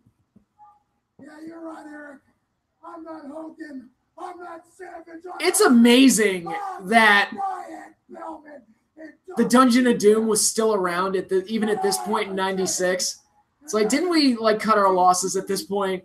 And everybody else, respect, and I'll do whatever. DC is a big WWE fan, and UFC was close with Fox, so it could happen. I mean, there are worse options for sure. He may retire from UFC soon. He's fighting tomorrow night here at MSG. Ooh, interesting. International action, the heavyweight champion of Mexico. That's Conan. Will take on his #1 nemesis, Conan versus Psychosis. This will be interesting. We are back at the Clash of the Champions. Tony Schiavone, Bobby the Brain Heenan, of course, Eric Bischoff, Gene Oakland out at the Little White Chapel with that wedding, and we're very happy to have with us our broadcast colleague here. Okay, we've got 2 more matches, guys. 2 more. I think we're going to make it. Psychosis. 1/3 of the Mexicools, that group that nobody remembers. How you doing, Mike? Tony, great to be with you and Bobby once again in Las Vegas. WCW presenting another international dream match on the heels of the New Japan men's organization, the All Japan women. Come 2 of the top stars from Mexico, Conan and Psychosis, with Conan defending the Mexican championship tonight. Is that Psychosis like that flaky skinning it on your elbow? Bobby's been the MVP of the night so far. For all the stars from Mexico, they have a heated rivalry actually between. Isn't UFC moving to ESPN? I have no idea. I don't know. Years ago, when both of these men attended the same wrestling. I remember the Mexicools only because they were in SmackDown vs. Raw 2007. Yeah, I like Mike Tenay too, the professor. He provides facts and knowledge. What a novel concept. Many years ago, but it comes here now as the Mexican heavyweight champion, and there's been a lot of discussion about Conan's ability. I mean, you are going to see. I understand. And here's Conan, the Mexican heavyweight champion. Probably never see again. Conan was actually a part of Starrcade in 1990 as part of that Pat O'Connor Memorial Tag Team Tournament. And both of these wrestlers, Conan and Psychosis, the former Max Moon, the original Max Moon. Where they've held every conceivable championship belt. I have a feeling Tenay and Morrow would work well together. Probably. Events on both coasts in the states that have drawn huge crowds. The AAA promotion in Mexico that these 2 gentlemen work for. Oh my God, Conan looks like he's in shape. That Eddie Guerrero was in prior to coming to WCW. All right, Conan, the Mexican heavyweight champion against Psychosis, and all part of our Clash of the Champions. Are we going to see the Tequila Sunrise here? Stars. We have New Japan Pro Wrestling, the All Japan ladies were here, and now the Mexican stars. I think strategically, Tony, we can expect to see Conan the champion as the action goes out to the floor and back into the ring immediately. He's going to take fewer risks. He's going to concentrate on a mat attack, although right now he goes right to the air. What the hell was that? Hit the top rope that time as they got a little bump on the rear end from the foot of Conan. Conan, obviously, to me, Mike, he obviously has the power advantage. I mean, much better upper body development. He's much heavier, it seems. I thought that was the reason Fox picked up WWE, UFC leaving. That might be the case. I don't know all the details. Do you think Ronda Rousey is the most overrated UFC fighter of all time? To me, she is that. I mean, she was successful for a while. I don't know if that was because they were giving her easy opponents, but it felt like once she got figured out, it became easy to beat her. So, but I don't know if I'd call her overrated. She had her time in the sun where she was dominant, and then that passed. Like, that's really all it was. That's his match, Bob. You never know. German suplex. Suplex there by Conan. And another one. And I mean, he threw him back with force that time. Just threw him away with that German suplex. Psychosis trying to slow things down, or maybe he's just hurt. Kind of very slowly. While Conan attained international stardom in wrestling, also he's a crossover celebrity in Mexico. He's got TV roles, movie roles, stage appearances, and he's even released a CD south of the border. Conan, quite the Renaissance man. Great catapult maneuver. Catapult into the Tequila Sunrise. Using the grapevine in the leg, No. and look at this. Kind of a form of almost like what we saw Lord Steven Regal. Well, this time he's got Not quite an STF. pushing down the side of his But it looks better than Cena's STF. We'll call it that. These type submission holds here in WCW with the likes of the Dean Malengos. Conan has drawn incredible crowds throughout Mexico, throughout the world. Over 50,000 fans attended a match at the Fox supposedly wants a Thursday to Sunday sports block, including football and WWE, so they may make those rumors of ST being more sports-like come true. Spinning wheel kick by Psychosis. Tremendous move that time by Psychosis, and he goes with a submission hold of his own. Looks like Psychosis could afford to lose a lot of pair matches. There's a good look at Conan, the Mexican heavyweight champion. Of course, he made a star picture you see in a cab. Oh, no, it's not. He made a startling entrance last night on Nitro, fans, if you'll recall, and made a very bold statement. He's a very confident young man. There's no question about it. And his body shows the agony and the pain he's put himself through in this sport. He's a high-risk wrestler. He'll take chances. They both will. Boy, I understand. Are the Jericho-Malenko matches your favorite WCW Cruiserweight matches ever? The Eddie Ray matches are up there too, but yeah. I mean, they're up there for sure.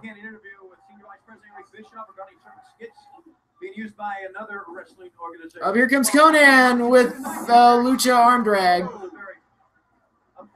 Leapfrog. Into the corner. Head scissors takedown. Spin around to an arm drag and takes him right off his feet. And again. Conan just one step ahead here. Sends Psychosis. Drop kick to the knee. Psychosis does not go down, but he's limping. DDT. He spiked him with that DDT, Tony. He straightened out his ears. He got him good. It blows my mind the Jericho-Malenko feud was over the Cruiserweight title. You'd think it'd be for the U.S. title, given how good it was. Well, I mean, it just goes to show you can make any title matter if you put the right substance into it. I love TLC 4, the one on Raw in 2002. My only flaw about it was Kane didn't get a new partner and was in the match partnerless. I barely remember that match. Juventud and La Parka were fun. They were. Missile dropkick. Okay, they're just going into spot fest mode here. Just like, let's just do a bunch of spots. Over the top rope dive where he like landed on his side. It was a nasty landing. And I'm not so sure that Psychosis or Conan got the worst of that one. Both might be worse than wear after that high-risk move. You know, you talk about the risk there. What if Conan... Like the Booker best of 7. Well, the best of 7, it was for a shot at the TV title. Kane did still win that match. I do remember Kane went over in that match. Step back, but he's still connected. But, you know, that was also a match with like 7 other people in it and was a goddamn free-for-all. So it's kind of like, is it that hard to believe that one guy could sneak up there and get both belts while everyone else gets thrown through tables and shit? Super German suplex off the top. How about that? It hooked his own legs, preventing himself from falling down as well. He hooked his own legs on the top rope. Steps through now, hooks an arm and a leg. Here we go. And this is almost a version of figure 4, but it's got the arms tied up in there as well. Combination standing figure 4 with the arms locked in. That was it. Signal into submit, and Psychosis gets out. That's impressive. That match wasn't great either. The zip lock, where he locks the hands and the legs. Anticlimactic finish, kind of dull, except for the last like minute or so. Not great. God, we've only got one more match to go.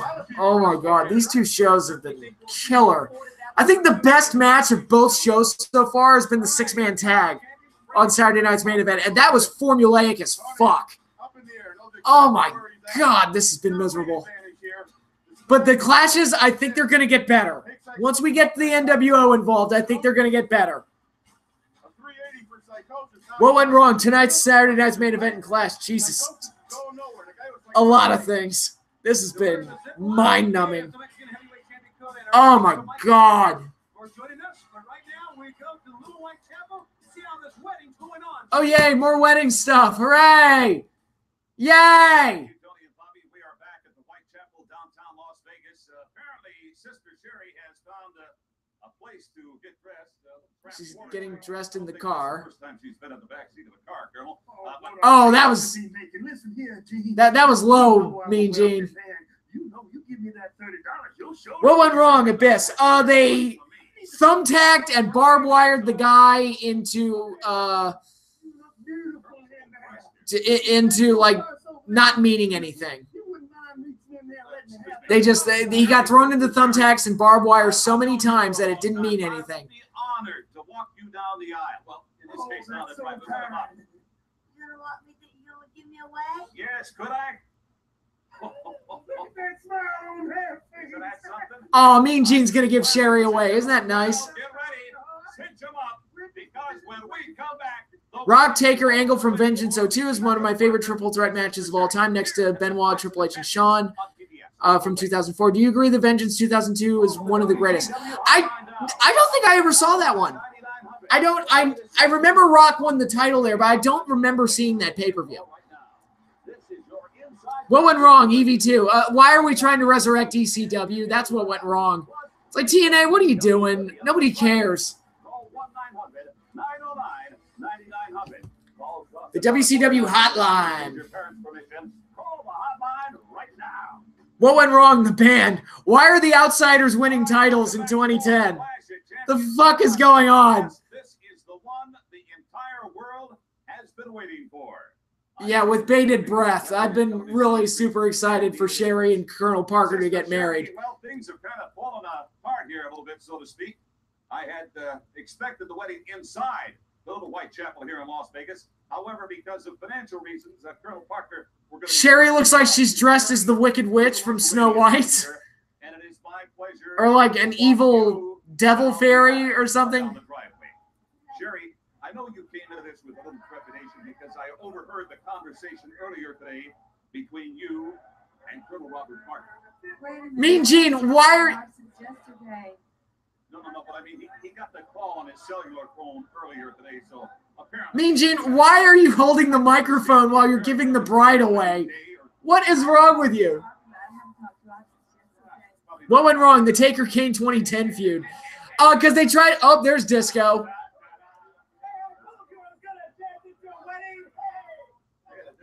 Oh, my God. Mean Gene needs a double scotch. He probably already had one to get through this. What do you think of the 2002 Undisputed title design? Better than the Winged Eagle? Not better than the Winged Eagle. It's fine. It's a fine-looking belt, but it's not as good as the Winged Eagle. Impact Wrestling now kind of sort of feels like CCW, given how many hardcore matches they do. They did, yeah, the last two pay-per-views, they've done quite a few hardcore matches. Undisputed title, the last great title belt by WWE. Yep. What went wrong? Taker winning the world title in 09. I have beat that horse to death. To death. Why don't you back off? Give us a little room. You're crowding us there. All right. Both of you are either shivering or you're very, very nervous. Mean Gene, why are you interviewing them right in the middle of the wedding? Charlotte, I know this isn't the first time, but perhaps you can give us a little idea what's going to be taking place here. This is the wedding, gentlemen and ladies. The NXT and NXT UK belts look great. I haven't seen the UK belts yet. Destroy SmackDown. To join together in marriage. What went right? Eddie Malenko series in ECW. Robert Andy Parker and Sister Sherri Martel. Be there anyone here that objects to this marriage? Let them now speak or forever hold their peace. Okay, well, I don't think anybody is going to object to this. Matter of fact, this is a marriage made in heaven as far as I'm concerned. Yes, it is. Yes, it is. Go ahead, honey. Colonel Parker, Colonel Robert Andy Parker, excuse me. Who's coming out of the bus? Oh, so that's what I'm here for. Is that Medusa? Oh! And Medusa's going after Sherri for some reason.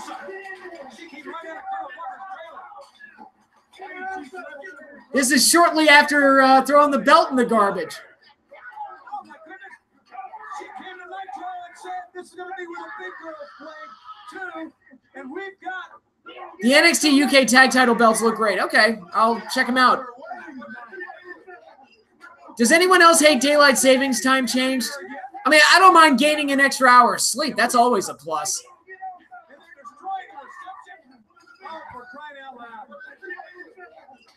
Sherri said she wasn't on the phone with Colonel Parker.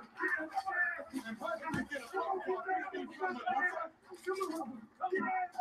This is startling. And the only thing I can think of that it wasn't Sherri he talked to on the phone. Why did weddings in wrestling become a regular thing? I don't know. That's a great question. I don't know. Well, this is all broken down. This is horrible. What did you think when you first saw it? Medusa putting the belt in the garbage can. Taking Medusa away. They're just going. I thought it was pretty shocking to see it. We are back on. I hate having to reset my clock's manual. Yeah, that's a bitch, but you know, getting an extra hour of sleep though, that's pretty nice. You see, a lot of people are in love with the Colonel.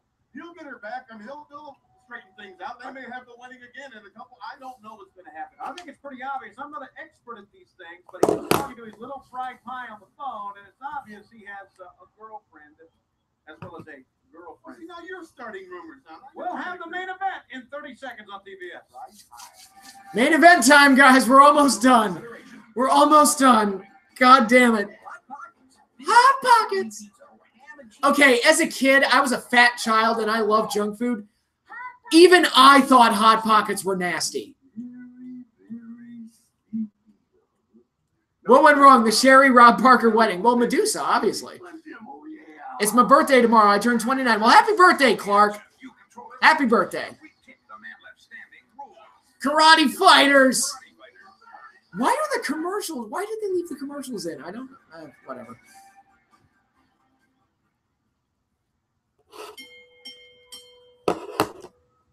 Ladies and gentlemen, this is Michael Buffer, you make everything better. I don't know how, but you do.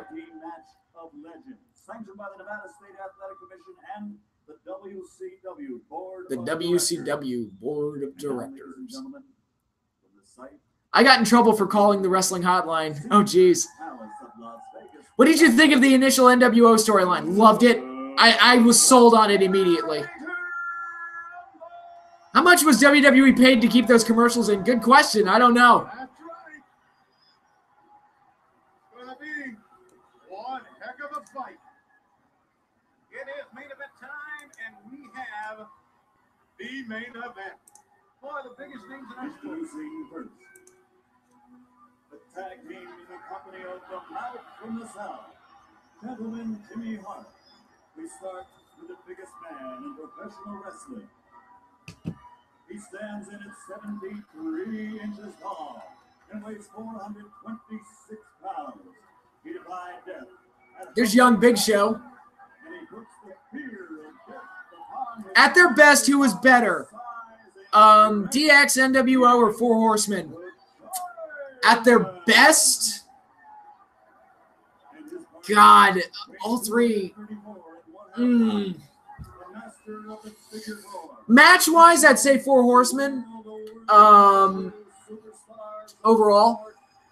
Promos, I would probably give to DX, but overall coolness factor, I'd give to NWO. So it's, I know that's a cheap answer, but they're all the best in their own ways.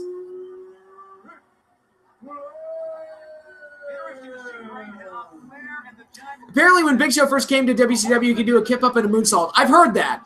I would never take a moonsault from Big Show. Never. What did you think of Michael Buffer's appearance, apprentices at 2008 Royal Rumble? Was he there? I don't remember him being there. Two of the world's greatest legends of professional wrestling.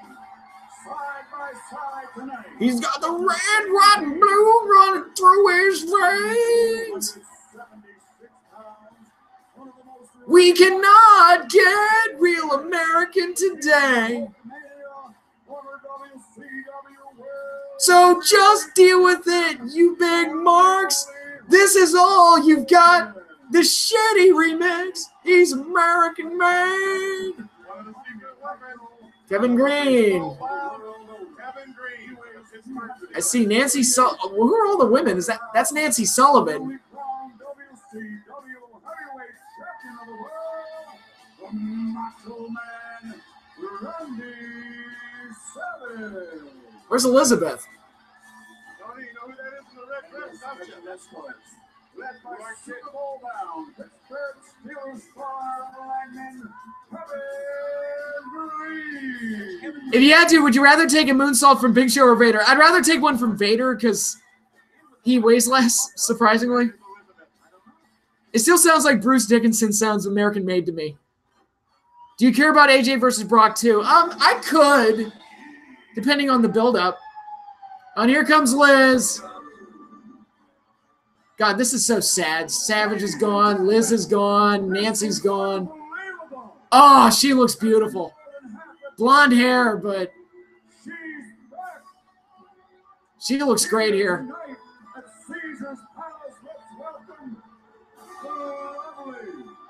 I got to meet Dave Ellefson, the bassist of Megadeth in 2014. He came to Medicine Hat, the city I live in, and it's in Alberta. It made my life. I bet that was cool. Yeah, Elizabeth looking very, very smart. Very smart tonight. I appreciate her for her brains.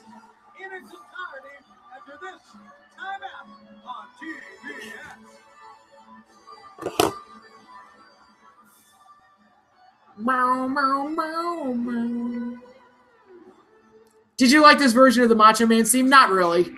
It sounded silly to me. Champions is brought to you by McDonald's. Have you had your break today?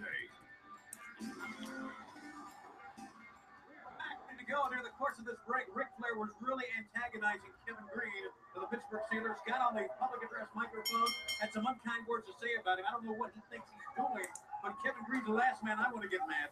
Was Miss Elizabeth your first crush? Where does he get up? She was one of them. I had a crush on her. I had a crush on Jennifer Connelly. I had a crush on Kelly Kapowski from Saved by the Bell. I liked brunettes. I really liked brunettes. You think he liked that? No. Well, Flair does not like Kevin Green coming in. Brock is champ. AJ's champ. Brock has signed 2 more dates. 1 for AJ and 1 for Braun. It'll be champ versus champ again, like Ronda versus Becky. Trish Stratus and the original yellow and pink Power Rangers were my first crushes there. Oh, the first pink Power Ranger was a big crush of mine, too. Amy Jo Johnson. Roll Tide. Why is Kevin Green getting in there with Flair? Flair's like, fuck this. And knock Ric Flair down. Flair's fight is with Savage and Hogan. Not that football palooka. So he's not even going to mess with him. Yeah, and he didn't even win the Super Bowl. Fuck Kevin Green. And Green's lucky. He missed the Super Bowl. You get hurt, you can't play Sunday, they blame it on a nature boy.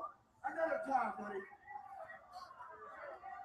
Once again, after Kevin Green, Flair needs to get focused. The idea I think Trish Stratus is the reason I love blondes. Fair. Don't worry, I know how Flair thinks.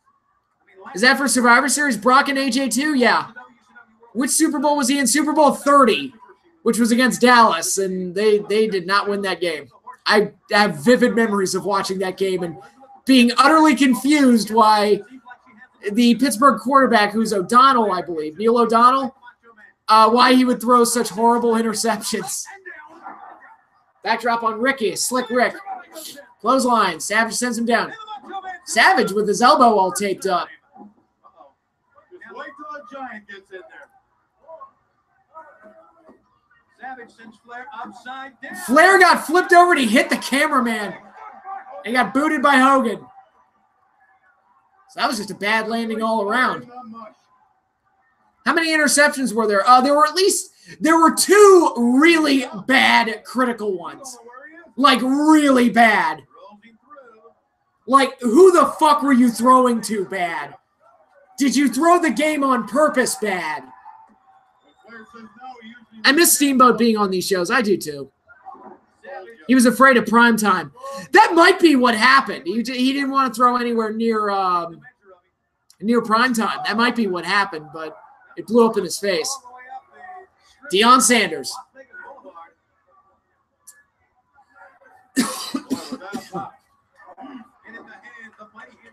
Look at the force of the giant. How it leveled Savage. Took him from basically a standing position, crashing to the mat. It's been Flair and Savage in the opening moments here of this tag team match.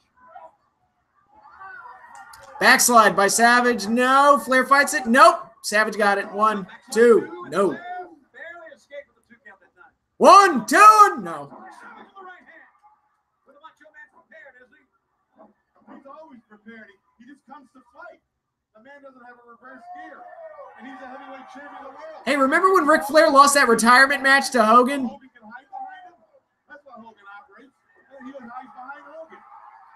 Now it comes time for you boys. Yeah, Deion Sanders. That's prime time in football land. And here's the Giant. 7'4", 400 pounds, plus one man. And look at this. Hogan's letting the human always get to him. He's going to give them what they want. Hogan wants the Giant. Why would anybody get in there with this man? Hulkster himself. I tell you what, Hogan looks like he's in really good shape here. And he locks over the Giant. Too much Gets power. pushed back. He knows it. You're not kidding, but that will not deter him from going at it. Flair lost 2 retirement matches. Yeah, he lost the cage match to Hogan in '94. You're right. But when a wrestler grabs you, you can usually tell. I heard Steamboat visited the PC to talk to trainees. They were very lucky that day. I'm sure they were. And that's what this man is here. There's nothing fancy. Scott Hall also visited the PC to help out with promos after Dusty passed away. Flying Brian grabs I hadn't heard that. That's cool that Scott Hall is involved. down goes Hulk Hogan. Well, he's such a highly competitive athlete. He didn't mean it. Of course he Hogan goes to slam the Giant, can't get him up. Hogan will try to pick him up. Now that brings you back to 1990. Look at this scoop up. The Giant slams Hogan. Brings you back to 1987 when he tried to slam Andre the Giant in the opening moments. Well, he claims he did. He tried to, and Andre went over with him. And he got the 1-2 count. The referee should have counted, but didn't. Anyway, that's history. Oh, look at that. Heenan's still bitter about WrestleMania 3. Back of the head. That's funny. Having his way with Hulk Hogan. Well, he's had his way with most everyone.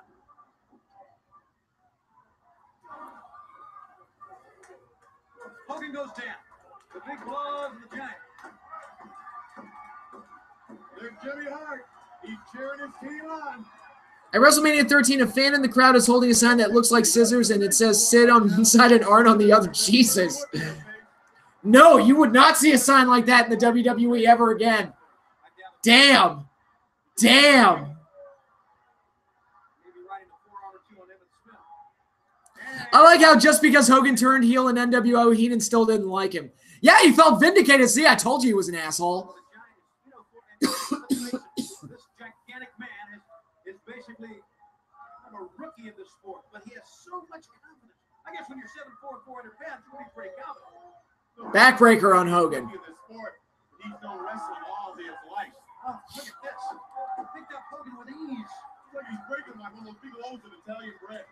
Snap in half. The chant of Hogan to the fans here at Caesar's Palace. And we're coming. Big elbow, but Hogan rolls out of the way. Oh, Peter hit him.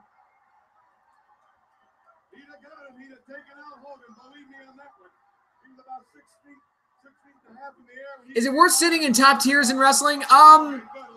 Do you mean like the upper deck? He body slammed the Giant.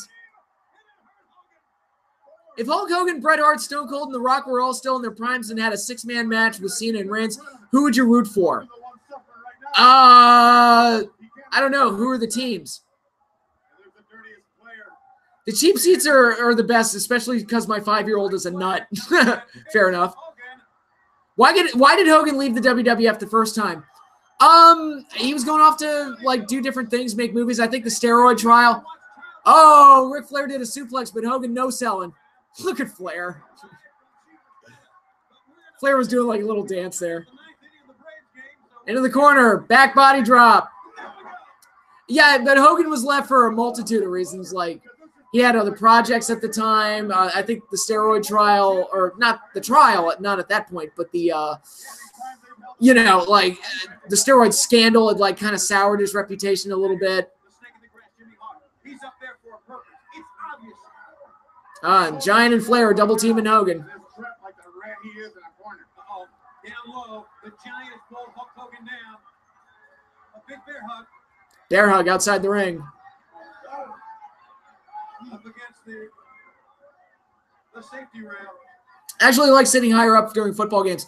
You know what's weird with sports? I prefer to be at home to watch football rather than going to see it in person. Baseball, I'm the opposite. I prefer to be there in person.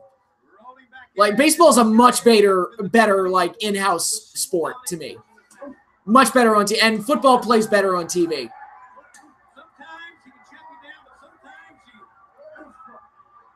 When I was a kid, I used to think that the fans that cheered the heels were bad people. I used to think that too when I was a kid. How can you cheer for Jake? He sent a cobra after Liz during their wedding, and he had a cobra bite Randy Savage. What's wrong with you people? Slams Flair off the top. Never seen that before. Tag Savage. And yes, so far Miss Elizabeth has calmed these two men down. So far their manager, Miss Elizabeth, has put them as a unit, even though they've had their differences. Double axe handle. The Macho Man not making a cover here.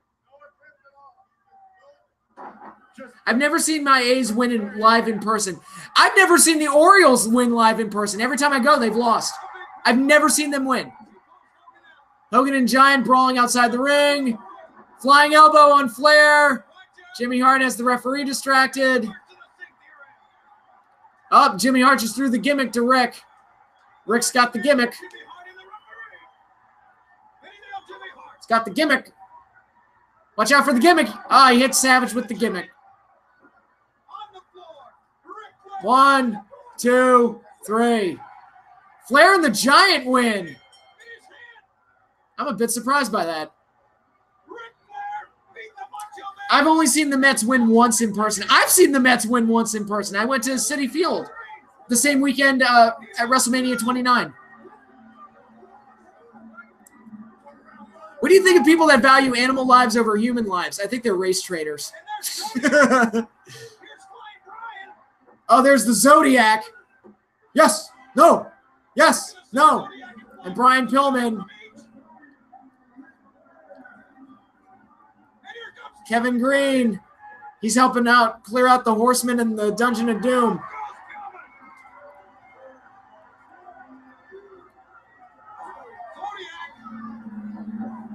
Out goes the Zodiac. Give me my steak. Exactly. I need to eat meat once in a while. No, it's the Disciple. Come on, get it right. It's Brutus the fucking Barber. Brutus the fucking Barber Beefcake. Ric Flair and the Giant will win this match. There's Miss Elizabeth.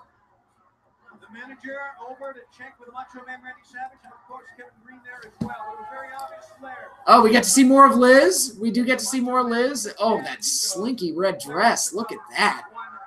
Very nice. Well, it's been quite a night, hasn't it, Frank? Well, you know, sometimes you have to fight fire with fire. Brother Brudai. Also correct. Savage would certainly resort to something like that. And Flair did resort to something like that. He did. I'm going to have to watch the replay. And of course, we will show you how it all happened this weekend on WCW Saturday Night. An interview with Steve Mondo McMichael. Big main events. Oh my God. Something's going on in the back. We're not going to find out what it is. Okay. Man, that was an ordeal. Both shows. Oh my God. Overly long, boring, dull matches. Tons of filler that wasn't any good. Bad all around. Who had more name changes, Brutus Beefcake or Big Boss Man? I think Beefcake did. Which would you give up first, cheese or beer? Cheese. I'm a drunkard. What can I say? Which was worse, tonight's Clash or Clash 13? Let me look it up again. Which one was Clash 13? I've got the results pulled up right here. Oh, this was, yeah, this one, yeah. The Night Stalker. Oh, God. The Motor City Madman. Yep. Oh, God, that one was pretty bad. Oh, God. I would say 13 was worse, but this was just lifeless. Just a lifeless show. But like I said, the next few are going to be better because we've got Cruiserweights and NWO. So I think we're in for some better shows. So no pizza for Patrick. Yes, I would give up pizza before beer. I know that sounds crazy, but yeah, no. That's how I roll these days, especially since I don't eat pizza that much anymore because I've been dieting. But I expect the clashes to get better. And Saturday night's main event, I think it's going to be painful all the way through. There's just nothing to do but just go through it and just watch them all. But man, oh man, both shows. Which was worse? Oh my God, tonight? I don't know, man. Like, both of them were just gigantic waste of time.